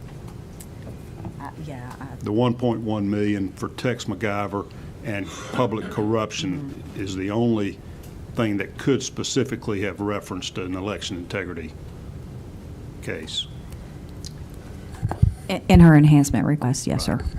And it wasn't in her budgetary request either, was it? Anything about election integrity? It would have, if it was for additional resources, it would have come through as an enhancement request. So as a commission, you weren't aware that you were funding a election interference case, certainly not before 2023, which would have been 3 years after the election. That's I think that's correct. okay. And you haven't been given any information to tell you where the money that you did give her through Orca funds or other things were spent. Well, whatever part of that $75 million that she received, and whether how much was used for the backlog, how much was used for the YSL case, and how much was used for the election interference case, and we don't know. Yeah. And we're not being given any information other than with the backlog. Now, Is that's probably easier to quantify, and I don't know how she would give us, or any district attorney for that matter, would give us a report on how the case is going until it's concluded. Understood. Yeah. But she could have told you how your money was being spent that you had awarded to her, whether it was being spent on the backlog of cases versus public corruption cases versus, Tex MacGyver or whoever. She would have been able to give you that data, Could have, yes, sir. but she didn't. Did not, and we didn't ask either. Okay. And that's partly because she's taken this stance that she's a constitutional officer and doesn't have to give you that information. That's probably a correct statement. Okay. Well, let me turn to you, Ms. Joe. You and I have had conversations before today about whether or not a district attorney has to get prior approval and authorization of funding from the county commission when utilizing this independent contractor, special prosecutor device that the legislature gave the ability through Title 15-18-20A. You heard me read that relevant portions of the statute, and you would agree just at face value that would seem to require a DA to obtain approval from the governing authority before hiring an independent contractor? Yes, sir. Okay. But I think, I'll make sure you're on. I would agree that the plain language of the statute certainly seems to indicate that the governing authority needs to be consulted and approve such an appointment. Right now. So tell us who you are. You're the county sorry. attorney. Give me just a little bit of background on you. My name is Sujo, and I am the county attorney for Fulton County, which means that I am the essentially in-house general counsel for the corporation that is Fulton County. And my office handles civil matters for the entire county, provides defense and legal advice and counsel to the Board of Commissioners. And in your role as county attorney, were you ever asked to interpret this statute or do legal research to find out whether or not Ms. Willis should have gotten prior approval or whether she was required to do that before going out and hiring independent counsel? I don't recall if there was a specific request, but of course I keep up with current events, and when this issue came up, I did have the occasion to look into the matter and research it. Give us your legal opinion as to whether or not prior approval is required. You've agreed that the plain language of the statute would indicate that. Have there been judicial interpretations of this statute that cloud those matters? So let me begin by saying that the statute, OCJ 15-18-20, that you were reading from, deals with assistant district attorneys. So it's not explicitly giving the DA permission to appoint special district assistant district attorneys. In case law, that statute It does has say been independent contractors, though, right? It does, Okay. which we that is the classification for special prosecutors in Fulton County in terms of how they are employed. Is there another statute that specifically addresses special independent counsel or prosecutors, whatever the phrase? I have not found one. And what I was going to say is that the case law that I have reviewed that has interpreted this statute says that while it is not explicitly mentioning special assistant district attorneys, that is included in the general authority provided under the statute to district attorneys. So in at least 3 Georgia Court of Appeal cases, what I have found is that the court has rejected the proposition that this particular statute requires a district attorney to obtain explicit permission from a county prior to appointing a special assistant district attorney. And in fact, the original case, the court noted that Give us that citation, because So this that- is kind of instructive to the legislature. Do we need to amend this Clarify. statute to clarify? And so you help me with my legal research. What's that citation? So I'm sure the Attorney General's office would be happy to provide their official advice. But what I will, I'll begin by just saying what the citations are of the 3 cases that I reviewed. One of them is Greater Georgia Amusements at 317 Georgia Appeals 116, which cites to State versus Cook at 172 Georgia Appeals 433, and is referenced again in Amusement Sales Incorporated versus State of Georgia. And if you'll excuse me, let me look at my Westlaw. Okay, that's going to be at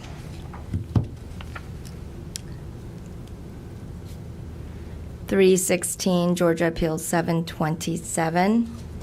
And all of them include a construction of OCGA 15-18-20 that indicates the DA does not ADA does not have to have explicit permission from the county in order to appoint a special assistant district attorney, and that the employment may be pursuant to whatever private arrangements regarding compensation are mutually agreeable to the district attorney and the appointee. That is a quote from State versus Cook that is contained in Greater Georgia Amusements. Okay. So judicial interpretation of our statute essentially eviscerate the plain meaning or language of the statute. Well, I will say I was definitely surprised at the construction in that it seems to be at odds with the plain language of the statute, but that is the current state of Georgia law as far as I can find it. Okay. And in your role as county attorney, do you seek approval from the Board of Commissioners for hiring, we'll just call them outside counsel, to represent the county's interest in certain civil matters?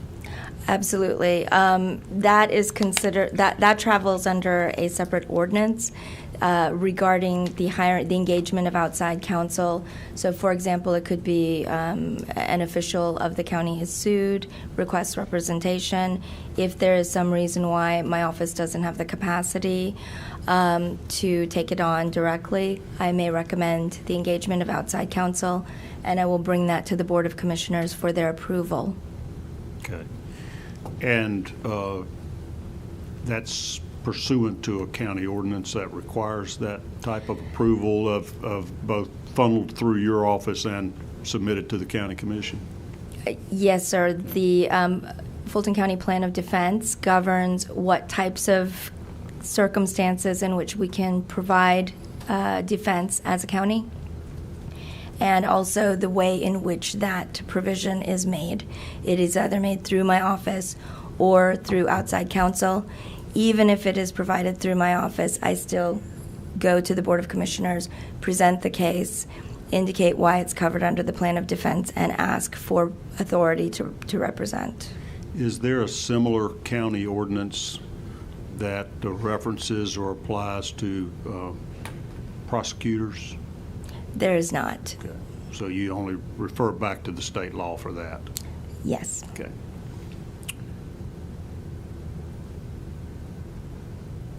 In your role as county attorney, are you responsible for responding to open records requests?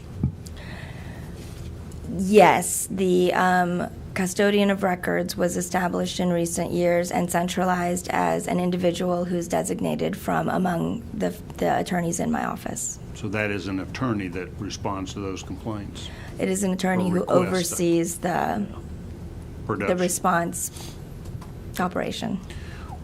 So that's under the control of your office then, or?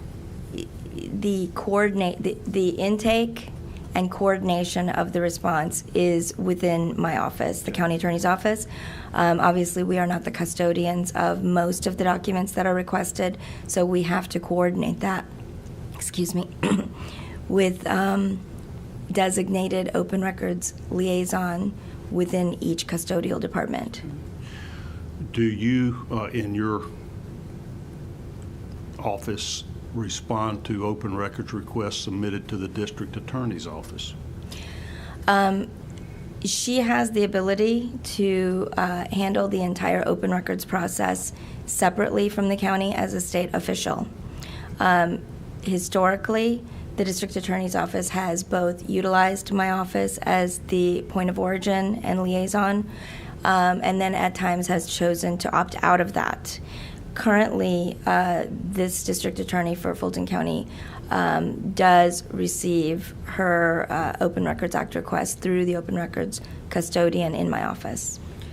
And if counsel is needed to respond to those requests or object to them or litigate disputes over open records requests, is that something provided by you for the district attorney, or does she handle that herself? So having it routed through my office is a fairly recent circumstance with our district attorney's office, but now that it is within my office, any questions as to exemptions and what is subject to public disclosure under the Open Records Act would be referred to my attorneys in my office, and we would assist with that and provide guidance.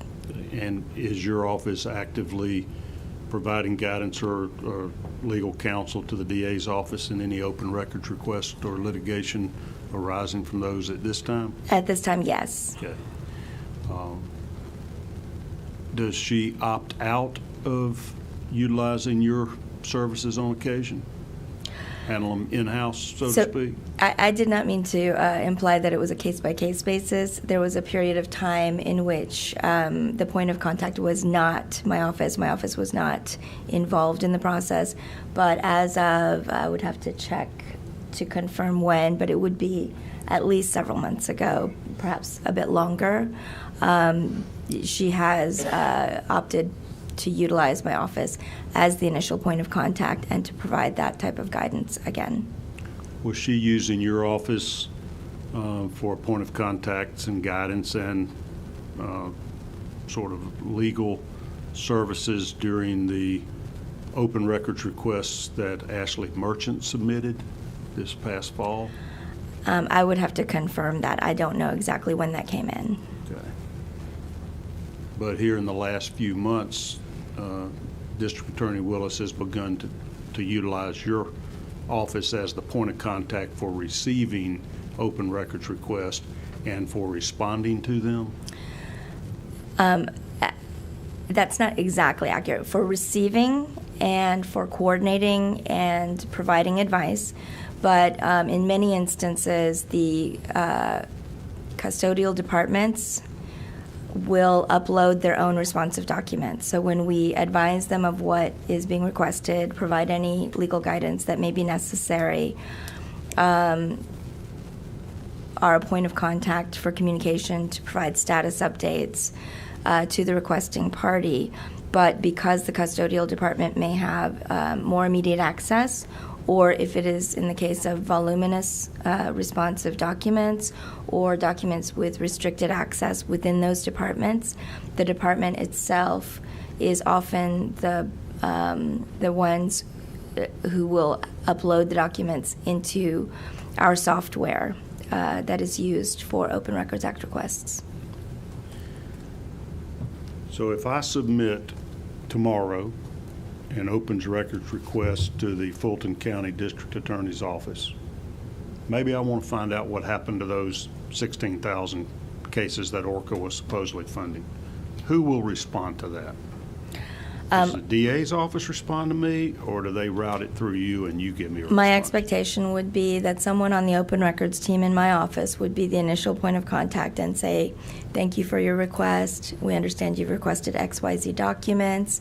Either here are your documents, or we estimate that it will take a certain amount of time to gather the documents that we believe are responsive and within our custody. And then that they would keep you updated or be available should you call in or email in with a question as to status. And if the district attorney did not want to provide the documentation I requested, would she object to that, instruct you to object to that, or does your office make that determination? So I don't know that we have a long enough history to have representative sampling of all the different potential circumstances, but my expectation of the process would be that we would communicate what was requested, that her office would identify whether or not they had responsive documents, and that they would work with my office to identify the subset of those documents that do not fall under any type of exemption, for example, pending investigations or any of the statutory exemptions that are provided for in state law. Okay. And so what happens if she says, I ain't giving that information up? I am not aware of such a circumstance. In some instances, the response we get from the departments may include, we do not have any responsive documents. And that is how sometimes disputes arise, because the requesting party may believe that they exist, and the custodial department asserts that they do not exist. Okay, what if they say, yep, they exist, but nope, I'm not giving them to you? You know they exist. Your custodial people figured it out. It's public records. To my knowledge, that response has not occurred. But if it did, I would expect my Open Records team to review the statutory obligations under the Open Records Act with the custodial department to emphasize and impress upon them their legal obligation to provide the documents that are subject to the Open Records Act. Okay, thank you. Let me ask you about the county ordinance concerning reporting of gifts from vendors or independent contractors. Does Fulton County have such a policy? I believe, and I haven't reviewed that specifically for today, but I believe you are referring to the prohibitions that are contained in our ethics code. Yes. So Yes, What does your ethics code of Fulton County provide as far as the receipt of gifts from independent contractors or other vendors of the county or its agencies? I mean, if I could have a moment, I could try to pull that up, but just off the top of my head from previous reviews, there's a lot of language in our ethics code about appearance of impropriety, appearance of conflicts, avoiding appearance of conflicts. So my advice, if I were asked, would always be to avoid it altogether. However, there are certain customary gifts, chocolates at Christmas time, Christmas gifts, etc., things that are shared among everyone in the office. As long as it's of nominal value, and I believe the cutoff is $100. That sounds There is a nominal value that is allowed under our ethics code, but anything of significance beyond that is considered to be prohibited.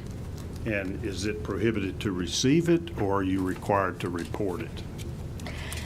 I can't recall if it's a report. I want to say it's a reporting requirement, and the reason I can't recall is because I like to stay as far away from the line as possible, so my preference would be to not receive it. But it may be a reporting requirement. If you would like a certain answer, I can check either on a break Sure. or at some I'll point let you in the do that proceedings. for me.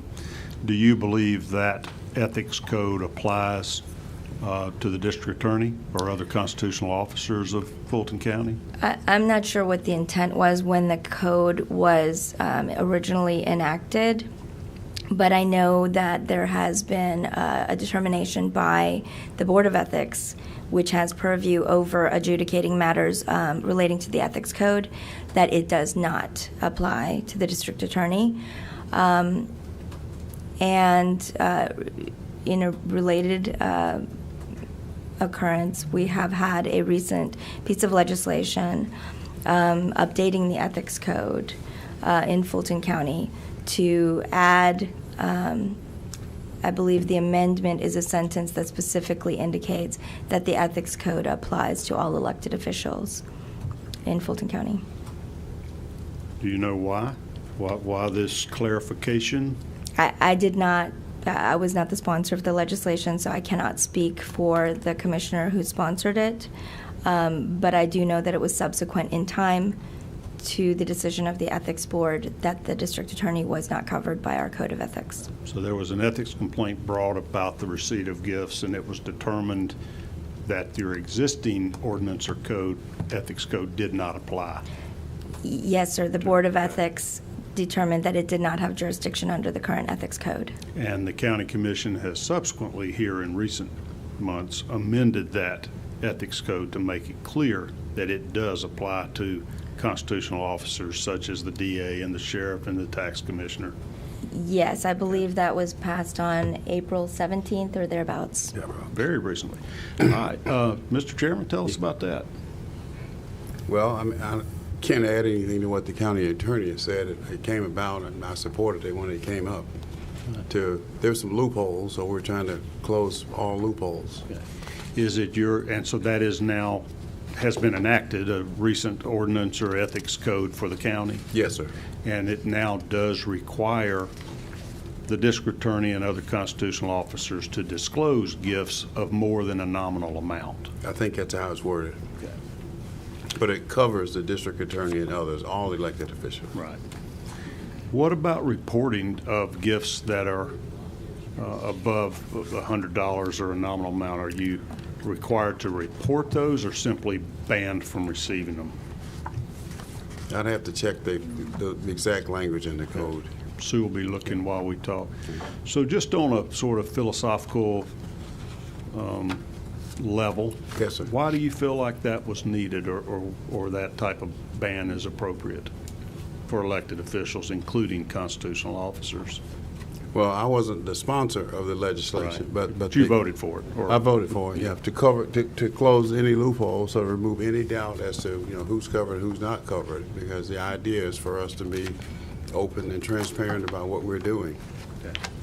And is there an appearance of impropriety if you were to receive kickbacks or things of benefit from folks that were contractors or vendors of the county?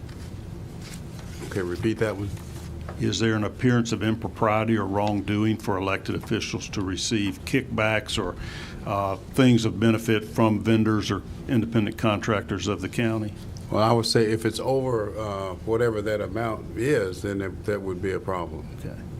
And is the reason is that your independent judgment and acting on behalf of the people brought into question if you're receiving things of benefit from those that you're doing business with? Well, I mean, we want to be above reproach. I guess that's used quite a bit by elected officials, and I got that's the intent, so that we are above reproach and that we are open and fair in our dealings. And we have blackout periods where we cannot even contact to those who are seeking to do business with the county. Even though it was recently determined that the ethics provisions did not apply to constitutional officers, did DA Willis fill those type of disclosure forms out, those gift forms, in the past? I'm not aware of it. I don't know about that. Okay. I've not seen. What about Any Paul Howard? Did he fill those type of forms out in the past? I have no knowledge of that. Yeah. Guess he wasn't using independent contractors anyway, right? I don't recall him using the special prosecutor. So I'm not aware. Has the But county? I have not reviewed what other elected officials are, reporting. Has the county commission ever come in and asked any agency heads or constitutional officers to terminate or void or alter any contracts with independent contractors or vendors? Okay, repeat the question. Has the county commission ever come in and asked for department heads or constitutional officers to terminate or void or amend or change any contracts that they might have entered into with independent contractors or outside vendors?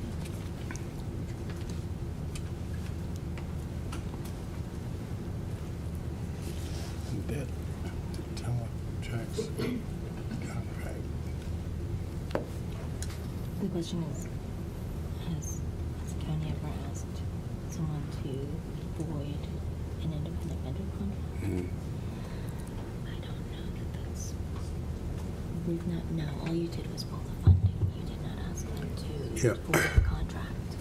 Here's a recent contract, not excuse me, not involving the district attorney, but we didn't ask the department head to. We did not ask the department head to terminate the contract. We simply terminated the funding of the contract, and the effect of that was to terminate the contract. And in Ms. Willis's case, you wouldn't have been able to terminate her contract with Mr. Wade because you can't control the funding of that?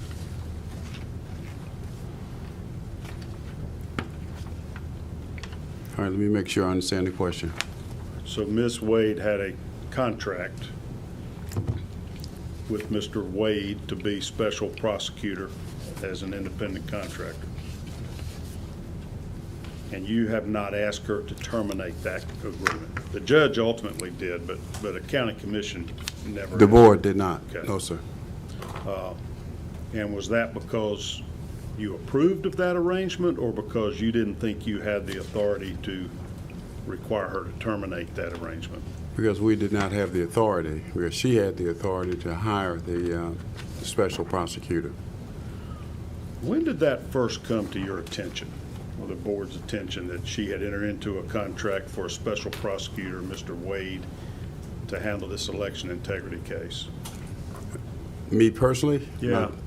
During the media coverage on it. So you didn't even know it until the media erupted back in the fall sometime? That's correct. What was your response or your reaction, both personally as in your capacity as chairman of the commission? Well, since we believe that we did not have any control over her decisions, that it was her decision to hire the special prosecutor, that we had no role in it. Could you have cut the funding off for that, just like you did this other contract recently? We didn't know anything about it. It had not even been disclosed to you as the commission? No, sir. Okay. What are your views on the propriety of elected official hiring somebody under an independent contract arrangement that they had an intimate personal relationship with? Well,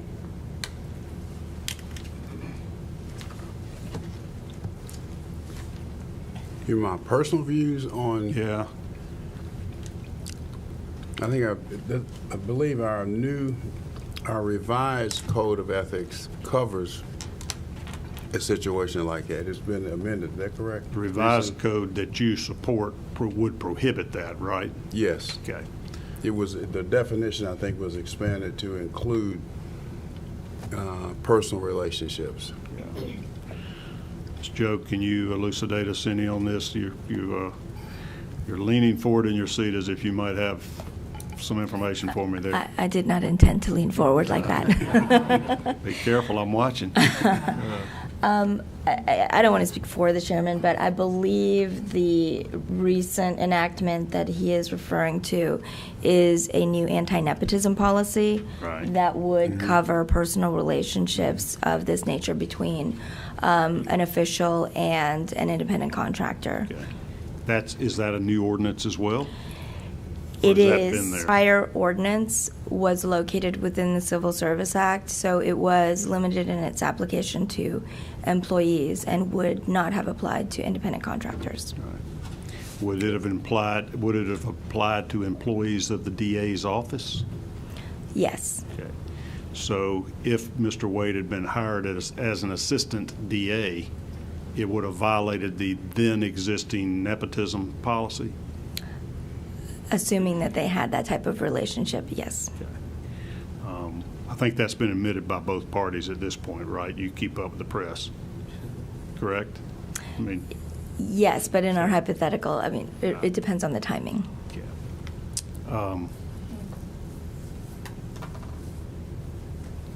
So the amendment was to expand on your existing anti-nepotism clause that would prohibit superior from having a relationship, intimate relationship with an employee, to include independent contractors in that ban. In effect, yes, Okay. it expands it, but it had to do it through a separate policy because the original policy is within our Civil Service Act and therefore limited in application to employees. So there is a separate policy that is a county-wide application that prohibits all of the same things that also applies to independent contractors because it is not limited by the scope of the Civil Service Act. And that was enacted when? I believe that would also be April. Right. Was it April? April 7th. So both of April these, 17th as well, both of these, your ethics policies, your anti-nepotism, your gift, have recently Yes. been expanded. and they were expanded to capture this type of situation that we're dealing with here with Ms. Willis and Mr. Wade. Had they been in place, both would have captured this, would have applied in this instance. Okay. And was there any rationale for not including independent contractors in the past, or was that just an oversight? That is well, I will say these are all fairly well-established older policies, but as to the anti-nepotism policy specifically, I think the limitation is simply where it was located, which is the Civil Service Act. And because it was located in that act, it was not deemed It to could not apply to anyone but employees. Okay. Do you know whether the district attorney's office has a separate sort of ethics guideline or ordinance or rules? I'm not aware. I presume there are state guidelines that would apply as being a state officer, but I'm not aware of any that are specific to her office. Okay.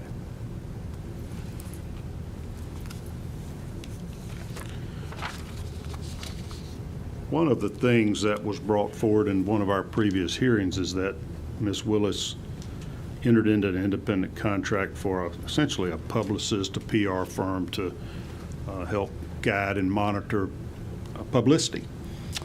Is that the type of contract that the county would need to approve or fund?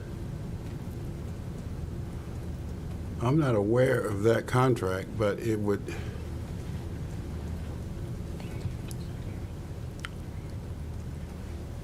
again, back to this constitutional officer and her being somewhat of a constitutional officer. I mean, there's a sheriff, the tax commissioner, and a couple of others that are a little different from the district attorney.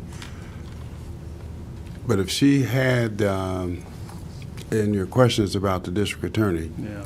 if she had the funds in her budget, then she could, without coming to us, coming back to the board seeking approval. Did she ever ask for funding for a PR firm out of New York City in her different budget request? Is that anything in the line item, Ms. Whitmore? She was asking for $36 million. She explained part of it would be spent for a New York City PR firm to monitor her publicity. Not that I recall. I would have to research that. Mr. Chairman, is that something that the Board of Commissioners would ordinarily approve or budget for various departments?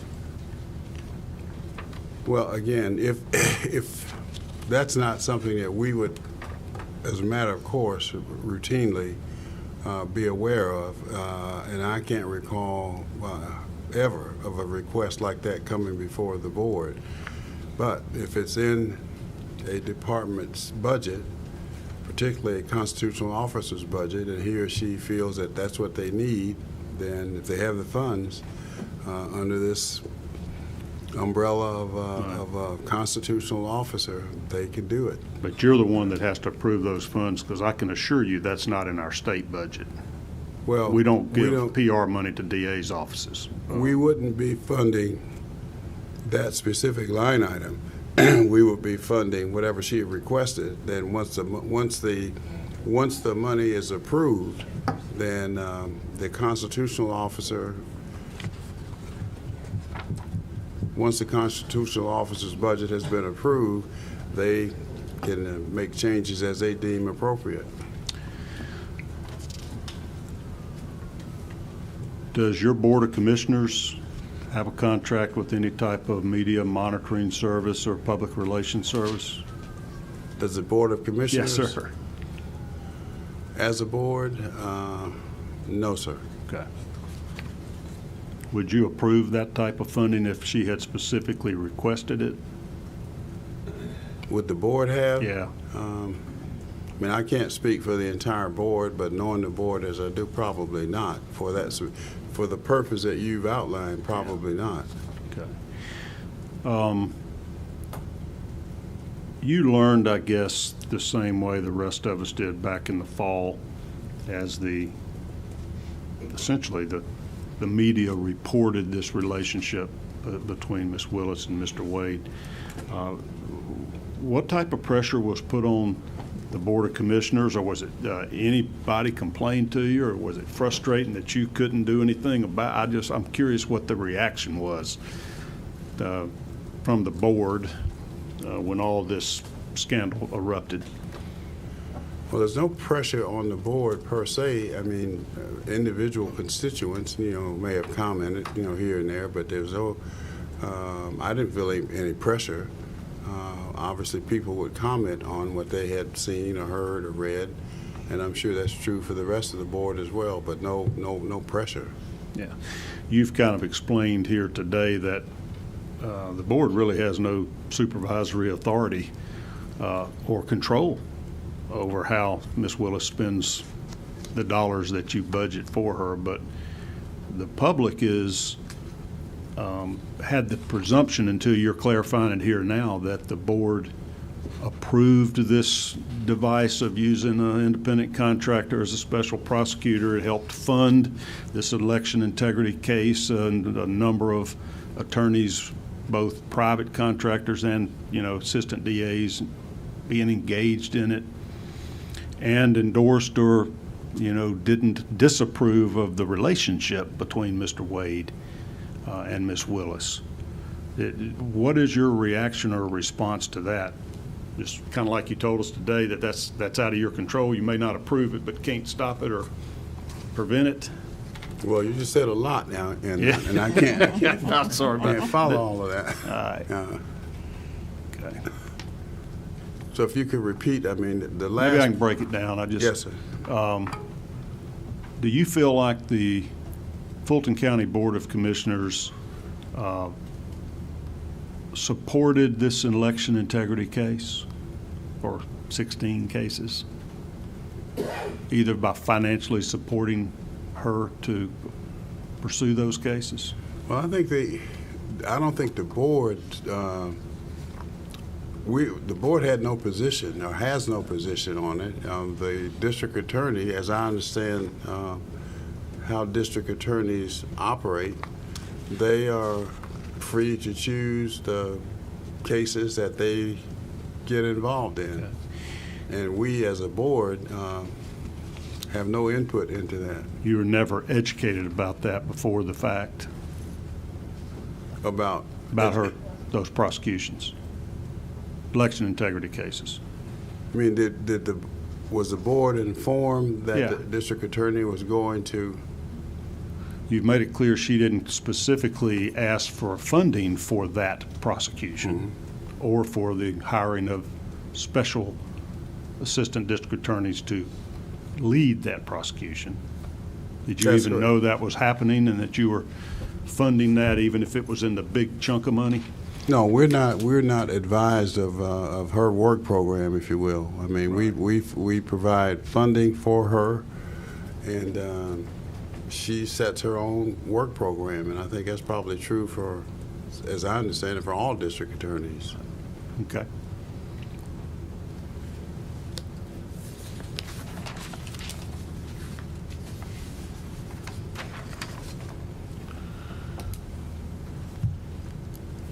There was testimony before us in previous meetings about Ms. Willis and Mr. Wade making trips to Washington, D.C. to meet with the Justice Department, and in Ms. Willis's part, I think, meeting with the Vice President of the United States. Does, I guess this may not be best for you, but I guess, Ms. Whitmore, were you aware of any expenditures for that? I mean, that was paid for with taxpayer money. Is that something that's reported, or you track that they're spending your general funds to travel and meet with the Vice President and the Justice Department? We do record their travel expenses. I was not and have not reviewed the district attorney's office travel, the details. So I had no knowledge of what her individual, travel arrangements would have been, but their travel requests and transactions are, if they're paid for out of county resources, there is a reconciliation process that is undertaken by the traveler. If they're using the county's procurement card or travel card to pay for the travel, then there is a detailed process that they have to go through for that. But at my level, I'm not necessarily involved in looking at or reviewing any of those transactions. Those type of travel expenses, do they require any prior approval by the county or by your office? Our travel policy allows the elected officials to approve the travel for their staff and to approve the travel for themselves. And you mentioned the procurement card. Is that what we call a P card?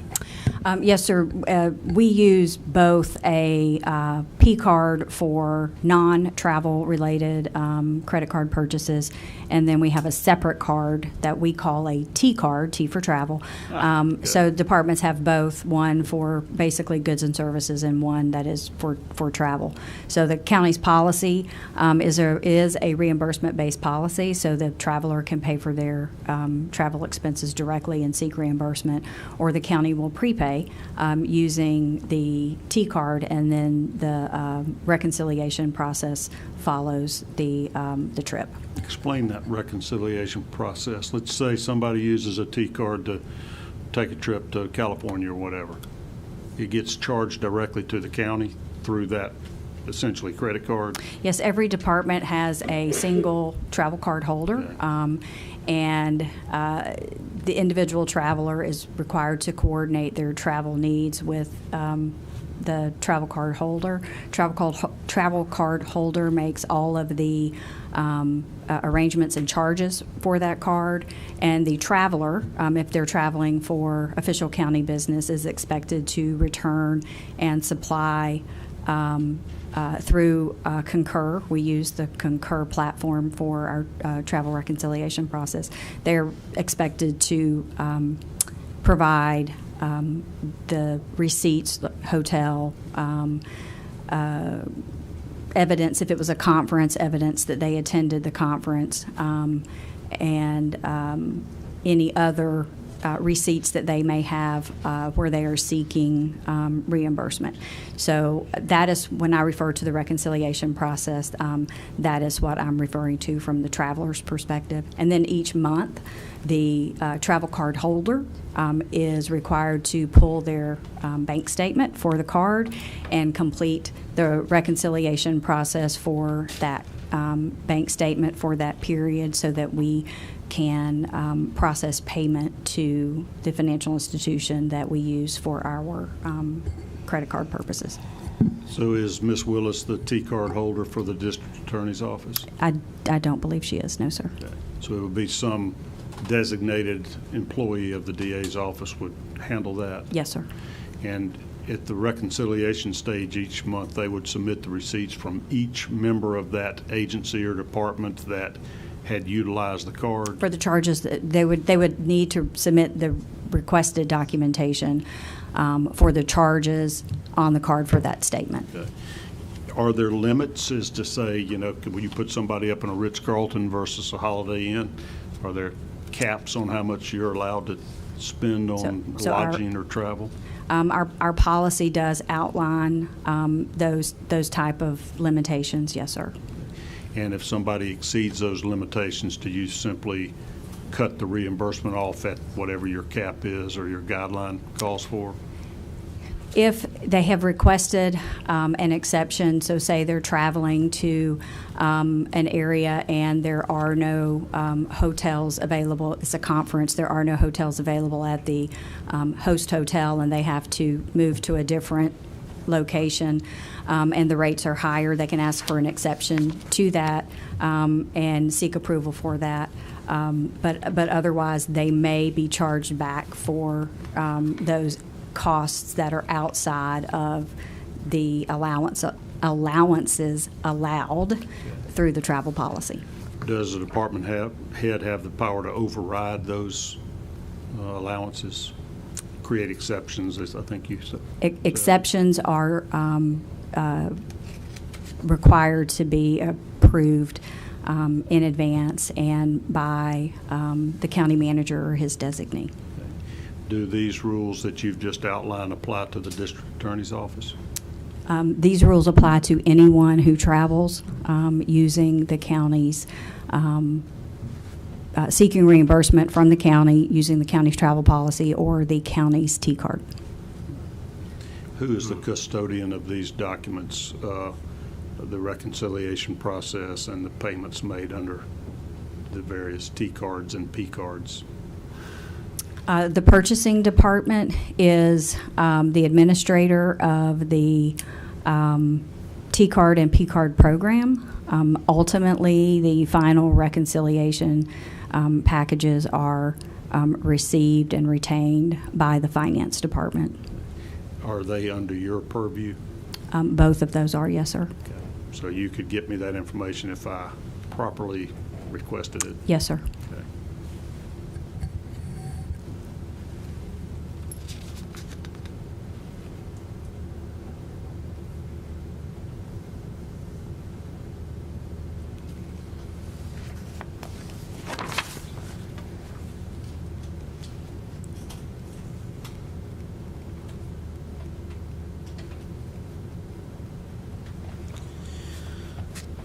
Mr. Pitts, you are on the Audit Committee of the Commission. Yes, sir. Is that by virtue of your position as the Commission Chairman, or is it a subset of the Commission? How's that created? Let's see. I think it's a 5-member committee, I believe, and 2 commissioners sit on that committee, and they're appointed or nominated and appointed by the board. And currently, you are on the Audit Committee? Yes, sir. Okay. And is Bob Ellis the other commissioner? Yeah. Right. Commissioner Ellis is chair of the Audit Committee. And who would the other 3 members be then, if you are the 2 commissioners? The private citizens. And what's the authority or the power of that Audit Committee? What's the role of the Audit Committee? Well, we work with the county auditor, Mr. Anthony Nix, and to provide audits for various departments, areas when we see or feel that need to be looked into from an audit point of view, whether it's financial or programmatic or otherwise. I know only what I've read in the Atlanta Journal-Constitution about this, but apparently there was a recent audit report that had been requested by the Audit Committee. Yes, sir. Tell me about that. What was that audit for? I believe you're referring to the audit that was done at the request of the Audit Committee. We utilize an outside firm called Cherry Beckert, nationally recognized firm, to look at and review and it wasn't really an audit, it was a review of our purchasing, primarily purchasing requirements, processes within the county, and looking at all departments, but focused in on the Sheriff's Department and the District Attorney's Office in particular. And did that Cherry Beckert, is that how you? Beckert, yes, sir. Did it produce a written audit report of its work? It did. Okay. And was that presented to the commission? Yes.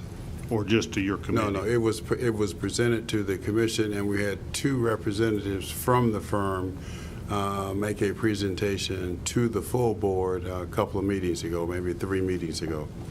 Did this audit reflect any irregularities or improprieties in spending by the Sheriff's Department? There were, I'm going from memory, we can make the full report audit. Well, it was really a review and not an audit, but it was an audit firm, nationally recognized firm.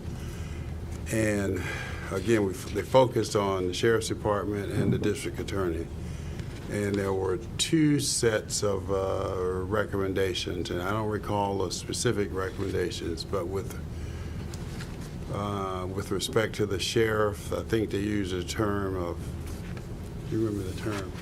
Was it high? High power. Is that it?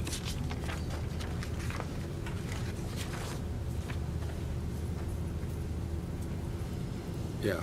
So the conclusion was the county sheriff's office risk level, they call it, was high, and it lists certain areas. And with respect to the district attorney, the risk level was medium. Did it list particular areas that there was a medium risk for impropriety by the district attorney's office?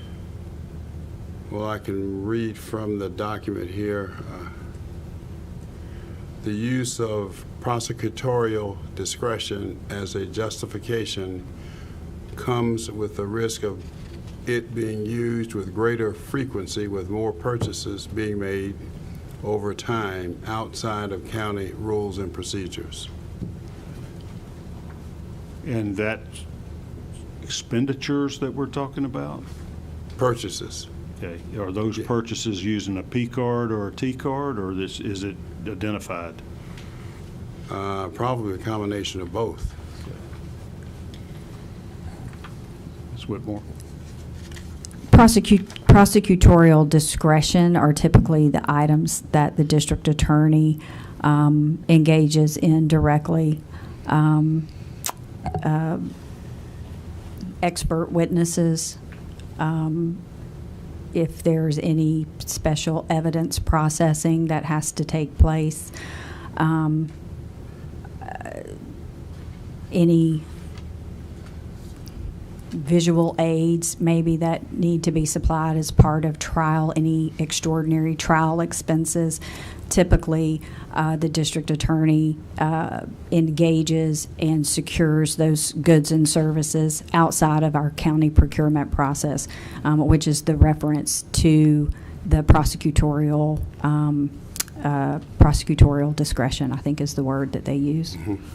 That's correct. Would that include travel expenses for witnesses being brought in from out of state? Those should be following the county's travel policy. It does have a section that deals with extradition and witnesses. Again, but it applies if you're using the paying for it with county resources, seeking reimbursement, or using the county's travel card. Would that include special prosecutors, independent contractor prosecutors? The DA's use of prosecutorial discretion, yes. So that's captured by this category that Yes. the audit report is saying Yes, sir. you got some moderate potential for abuse here. Did they specify any particular expenses that seem to be inappropriate in this report or this review?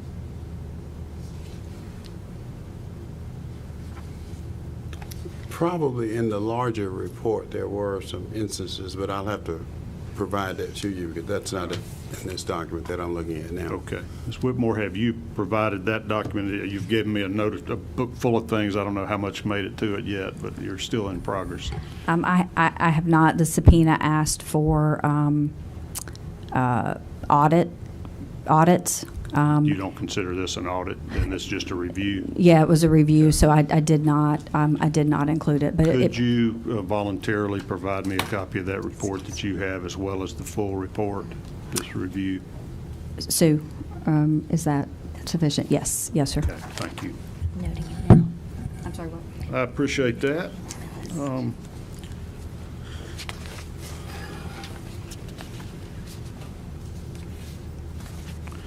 There were a number of references to Ms. Willis having significant expenditures for her personal security detail.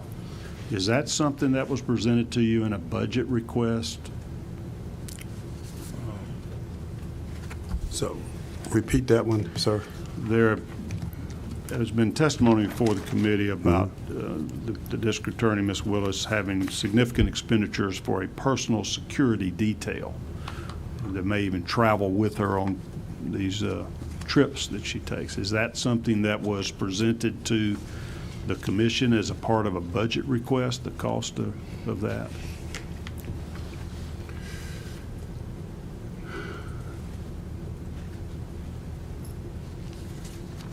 I don't know whether or not, as a matter of course, the district attorney has a security detail. I don't know the answer to that. Did Mr. Howard ever have a security detail?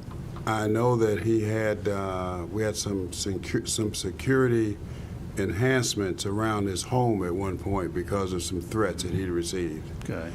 Now, with respect to District Attorney Willis, again, I don't know whether she routinely had a security detail or whether we paid for one. But in this particular instance, because of the YSL trial in particular, and What does the YSL stand for? Young Slime Life, I believe. Isn't that Okay, correct? Is that so right? that's Young Slime Life. That's the gang-related Correct. prosecution's been going on for a year now. Yes. Okay, got it. Because of that trial and the election interference, it came to us in executive session that she was receiving, as were a number of us, me included, Yeah. particularly during the election back in 2020. I had a detail with me, But because of the YSL trial and the election interference, she was receiving threats, bodily harm, pretty serious. So a report was made to us about that in executive session, and a request came to us on her behalf to provide additional security for her. And after listening to what was going on, we, the board, listened, and then in open session decided and voted to provide additional security for her. What's the cost been for that additional security, and is it continuing up until today? I don't know whether it's continuing, but do you have the cost of the security?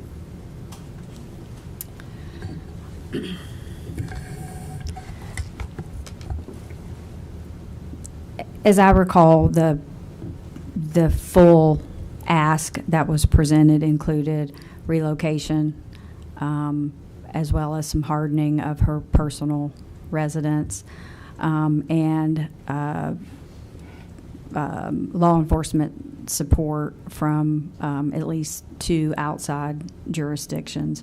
I don't recall what all of the amounts were, nor can I tell you that I have seen an invoice from either of those other external jurisdictions.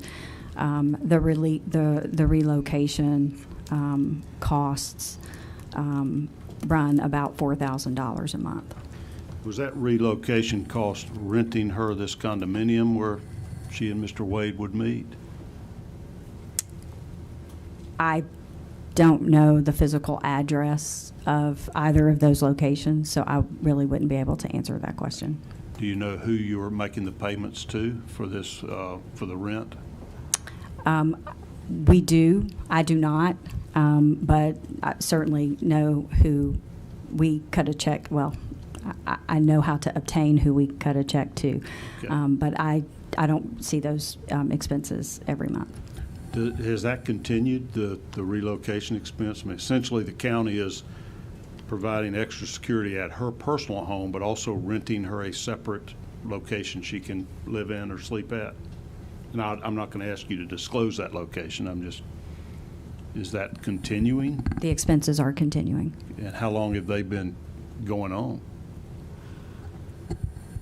I believe they began in the later portion of 2022. I don't recall the exact date. I would have to research that. All right. Thank you.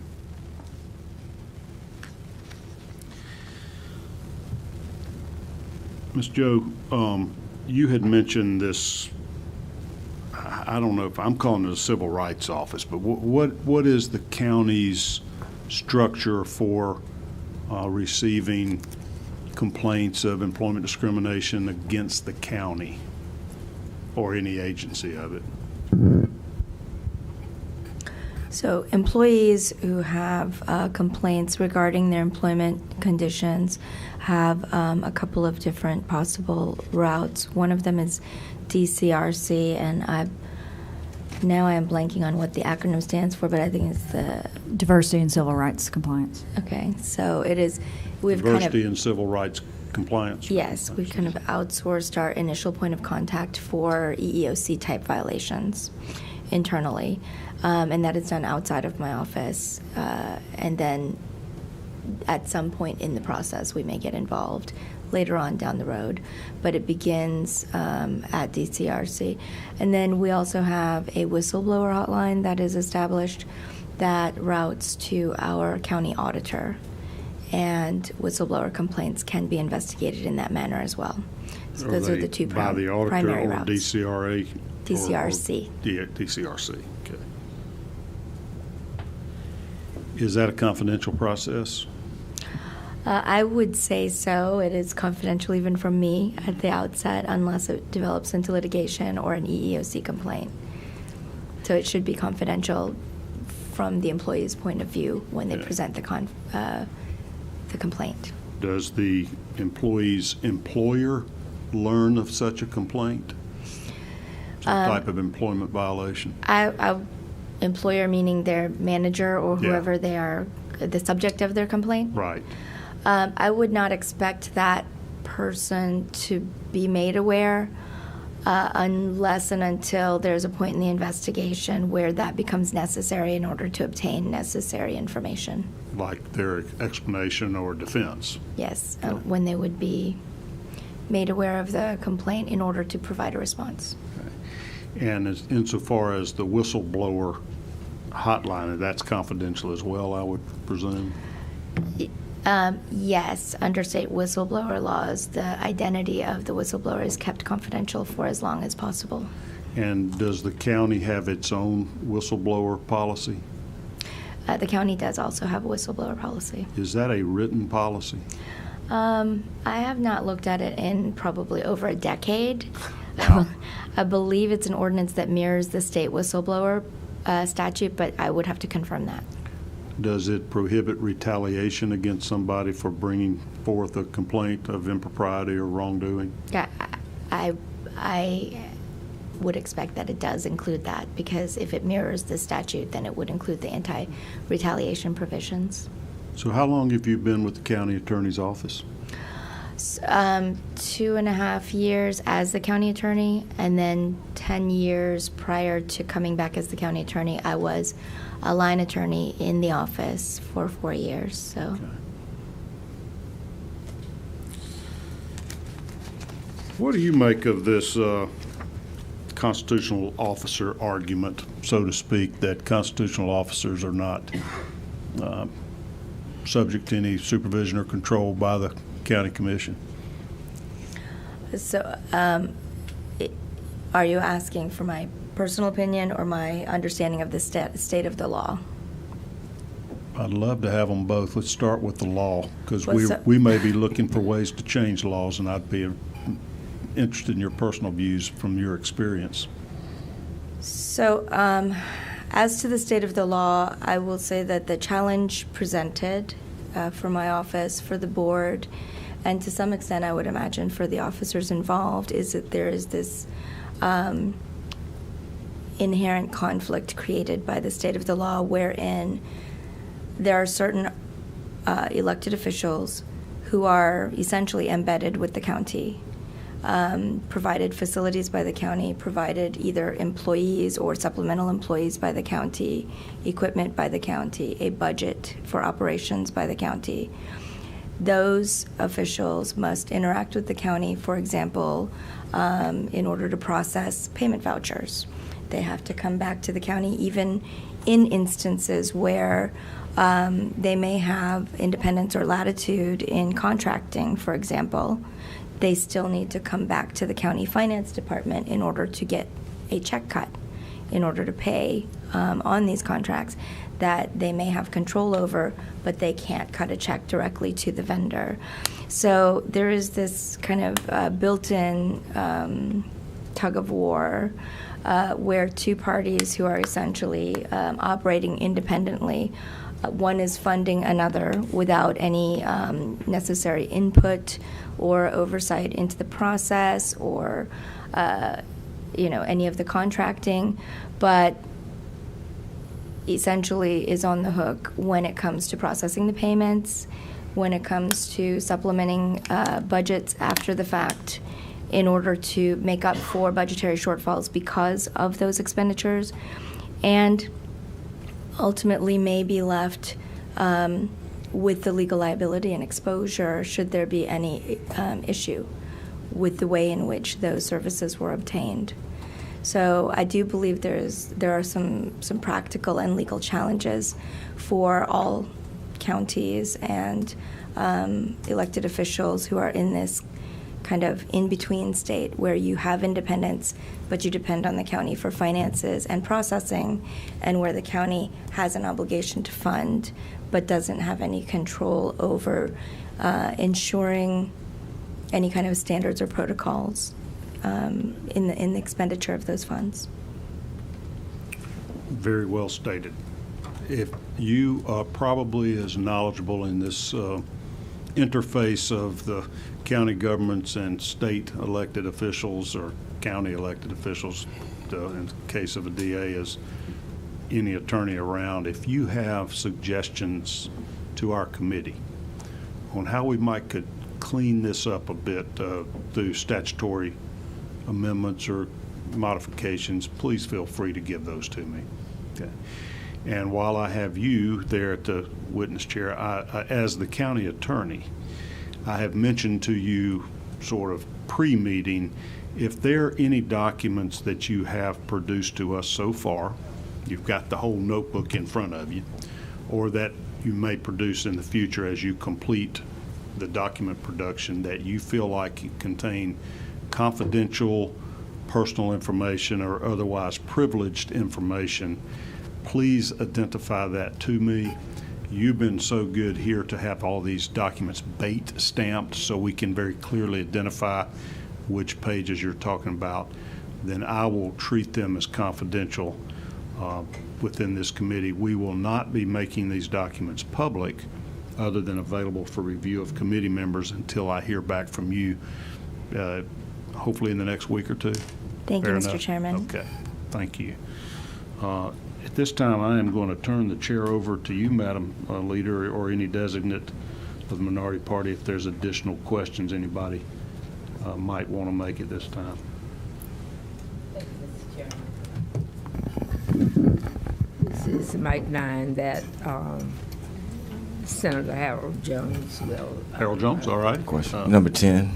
You got Oh, it. you got 10. And also, no, not 10. You're recognized, And then Senator also, Jones. and there's also, again, Senator Estevez also asked a couple of questions too. It'll literally be like one. But I may cover all of them. Okay. Tell them to hand So, it to you, just I like got you. Dolezal's been giving them to me. We're trying to follow the rules. Yeah, I've been noticing that. He's been writing a my bunch. assistant, just like the He's been chairman writing a has bunch. several assistants. So. I was just looking at the code section 15, 18, 20, because that is one of the things that we maybe have some purview over. So the issue about the district attorney and the spending, now that has been really the law in Georgia for forever.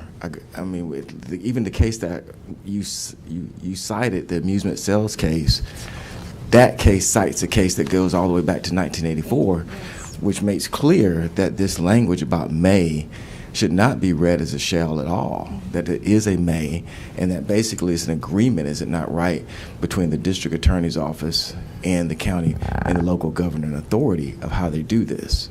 And that's been how we've been operating for years in Georgia. Is that not correct? Yes, I would agree that the construction that's contained in the 3 cases that I mentioned has been well established since at least the 1980s in Georgia. And when we talk about trying to change that, one of the other offices that would come under that particular change, if we change this particular statute, would also have to be the sheriff's officers too. They would also have to be changed too. I guess in degree of fairness, we wouldn't just change one office, would we? So I'm not sure that an amendment to this statute would impact them, since it is specifically about a district attorney's authority to hire assistant district attorneys. Well, in reality, isn't it actually what we're really talking about is the constitutional office, not necessarily just district attorneys? Or are y'all only making the position that the district attorney should be subject to a change and no other constitutional office should be subject to a change? I'm asking all 3 of you. So repeat the question. Is the argument that only district attorneys as constitutional officers should be subject to a change, but no other constitutional officers should be subject to a change as far as their spending patterns are concerned? No, it's not. It's not specific to the district attorney. Okay. It's the issue that I have, and I just be in all openness, honesty. My position is different from that of my colleagues. I have a philosophical difference with this notion of a constitutional officer being able to spend money that the legislative body has appropriated any way that he or she chooses. It may be, I understand the words, it may be legal, but being gay was illegal at one point. Interracial marriage was illegal. Segregation, well, not illegal. Yeah, well, that's illegal. Discrimination was legal. So I have a philosophical difference with that. I think that if we appropriate money, and I'm not singling out the DA, it's all of them. That's the difference. So and my colleagues don't see it as I see it. I understand, but to be consistent, it would have to also include the sheriffs Absolutely. too. Absolutely. And the tax commissioner, is 4 of them, right? Yes, and also the clerk's office. And the clerk's It office. would include all of those. Right. Yes. This may be splitting hairs, but I do want to clarify that the constitutional officers under the county constitutional officers are just the 4, the sheriff, the That's correct. probate judge, the clerk of the Superior Court, and the tax commissioner. We would consider the district attorney to be a state constitutional officer, which is Right. some But differences. They have the same kind of purview over their budget as the others do, as far as They like- have some right. additional latitude and independence than other elected officials, yes. The sheriff, wait a minute, you're saying the sheriff doesn't have latitude in his budget?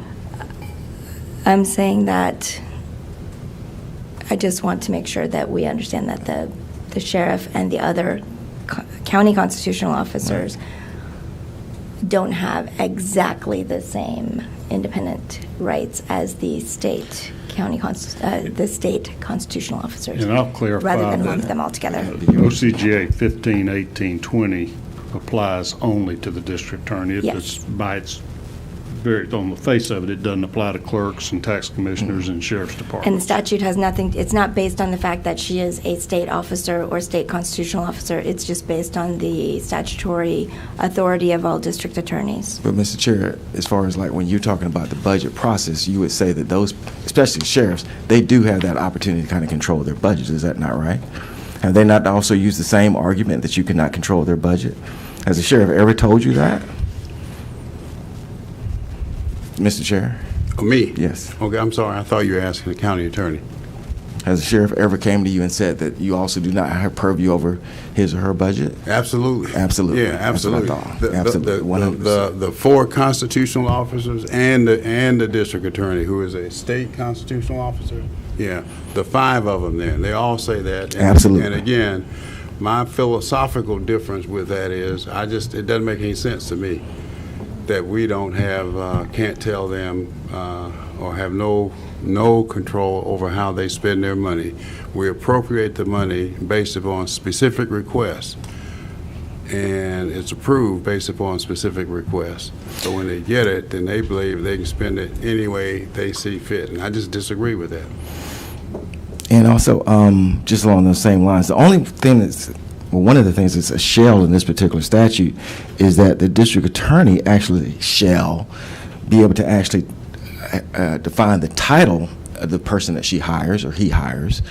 They are able to do that and also fix that compensation. So that's the only shell really in here as far as this statute is concerned. Is that not right? That they have the opportunity to fix the title as far as the title that they're going to give the other employee that they hire. So with Mr. Wade, is it not right, or anyone else, any other district attorney, they can give them any title that they want to as far as the statute is concerned. That was perfectly within the district attorney's purview. Okay. Which subsection are you citing from?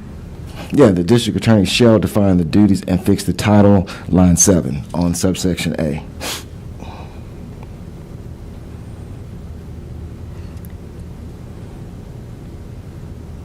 Oh, I see. So that's completely within his or her purview to do that, according to the statute. To fix the title, to That- determine what they're going to Yeah, prosecute. that is what the statute Right. says, yes. So he or she would not have to come to the county commission to say that I want to have a special prosecutor for a specific event, whether it's election integrity or anything of that nature, because he or she shall be able to fix that particular title in their job duties. Is that not correct? That's correct. Okay. Also kind of looking at this from a liability standpoint, and I'm just curious, from a liability standpoint, if you guys were to start having more control over the district attorney's budget, is there any concern, I'm asking the county attorney, is there any concern from a liability standpoint? Because you have a lot of these cases where persons would sue the district attorney, sue the sheriff, but also sue the county. And the case law says, well, they're separate entities. And so therefore, you can't sue the county, you guys, for what the sheriff does or what the DA does, because they're separate. And what the court would do is go through a litany of things to show the separation. And one of those is that you guys don't control the budget of the DA or the sheriff. would there be any concern that that separation then would leave? And now all of a sudden, when somebody sues the district attorney's office, they might be able to sue you too. Would you have that kind of concern? So one of my least favorite things is running a complete legal analysis on the spot because Sure. I don't think it's very thorough. But just as an initial matter, as a practical matter, we are always sued with the official in most cases. We frequently provide representation under our plan of defense once we undertake representation. We also provide payment of the judgment, should there be one.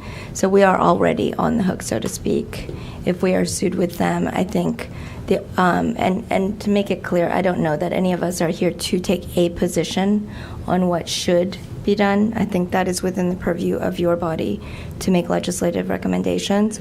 But an argument in favor of more control might be that if we are on the hook for the liability, that it is, we don't have any control over the actions of the officials who are generating the potential liability, but remain on the hook for providing defense and also payment of the judgment. But normally in those cases, you guys are actually dismissed, and there's actually a question about, especially for sheriffs, whether you're actually technically on the hook or not. Once The we county will pay it, but once it's we, not necessarily okay, key. I will say this. In the Yeah. 27 years that I have worked in government defense, I have never known any of the governmental entities I have worked with not to pay the judgment, should there be one after we have undertaken representation. And under the current iteration of our plan of defense in Fulton County, once we undertake representation, unless there is cause and we discontinue representation, we would be providing payment of the judgment, should there be one, or settlement. But from a standpoint of being sued, Mr. Chair, would that give you any concern that when a district attorney now is sued, they're also going to they can legally bring in Fulton County if you guys started trying to dictate salaries? There's a possibility that could happen. Would that give you any concern? Probably. Okay.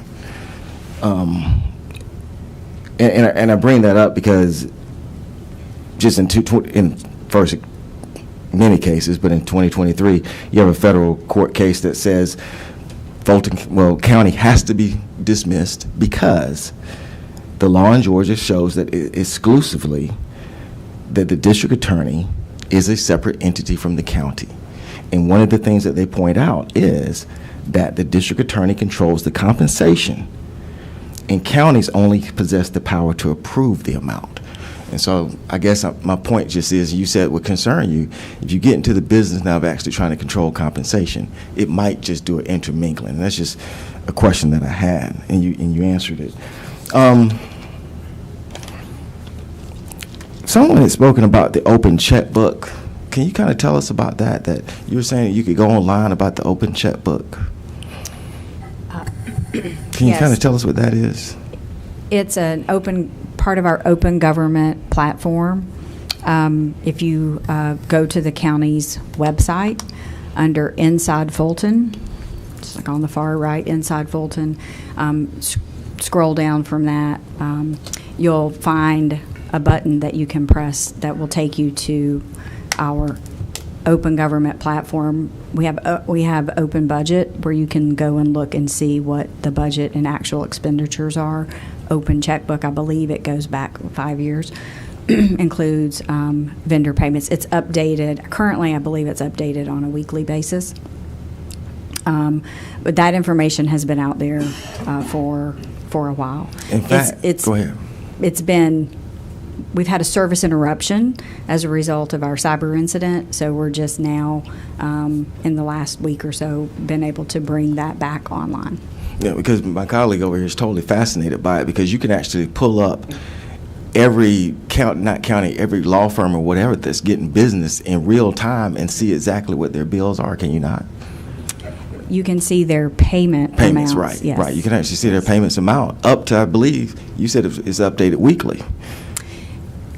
Yes, it should be updated weekly. So a lot of the questions that we have as far as like payments and openness, it seems to me that you guys actually are very open, doing way more than Richmond County, quite frankly, that you guys are very open as far as how this process works. We have been working on our transparency for a while now, but yes, we try to have as much information available as possible.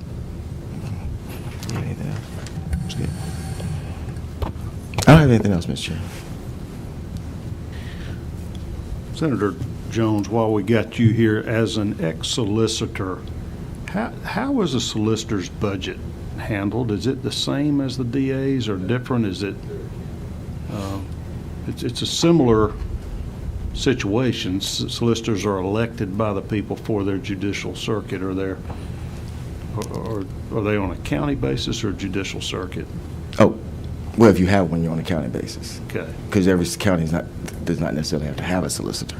They would only have that if they had a state court. Right. Okay. Yeah. So the way our budget works Who pays the is solicitor and the county. assistant solicitors? The County. counties? Yes. Totally. County. Totally. Okay.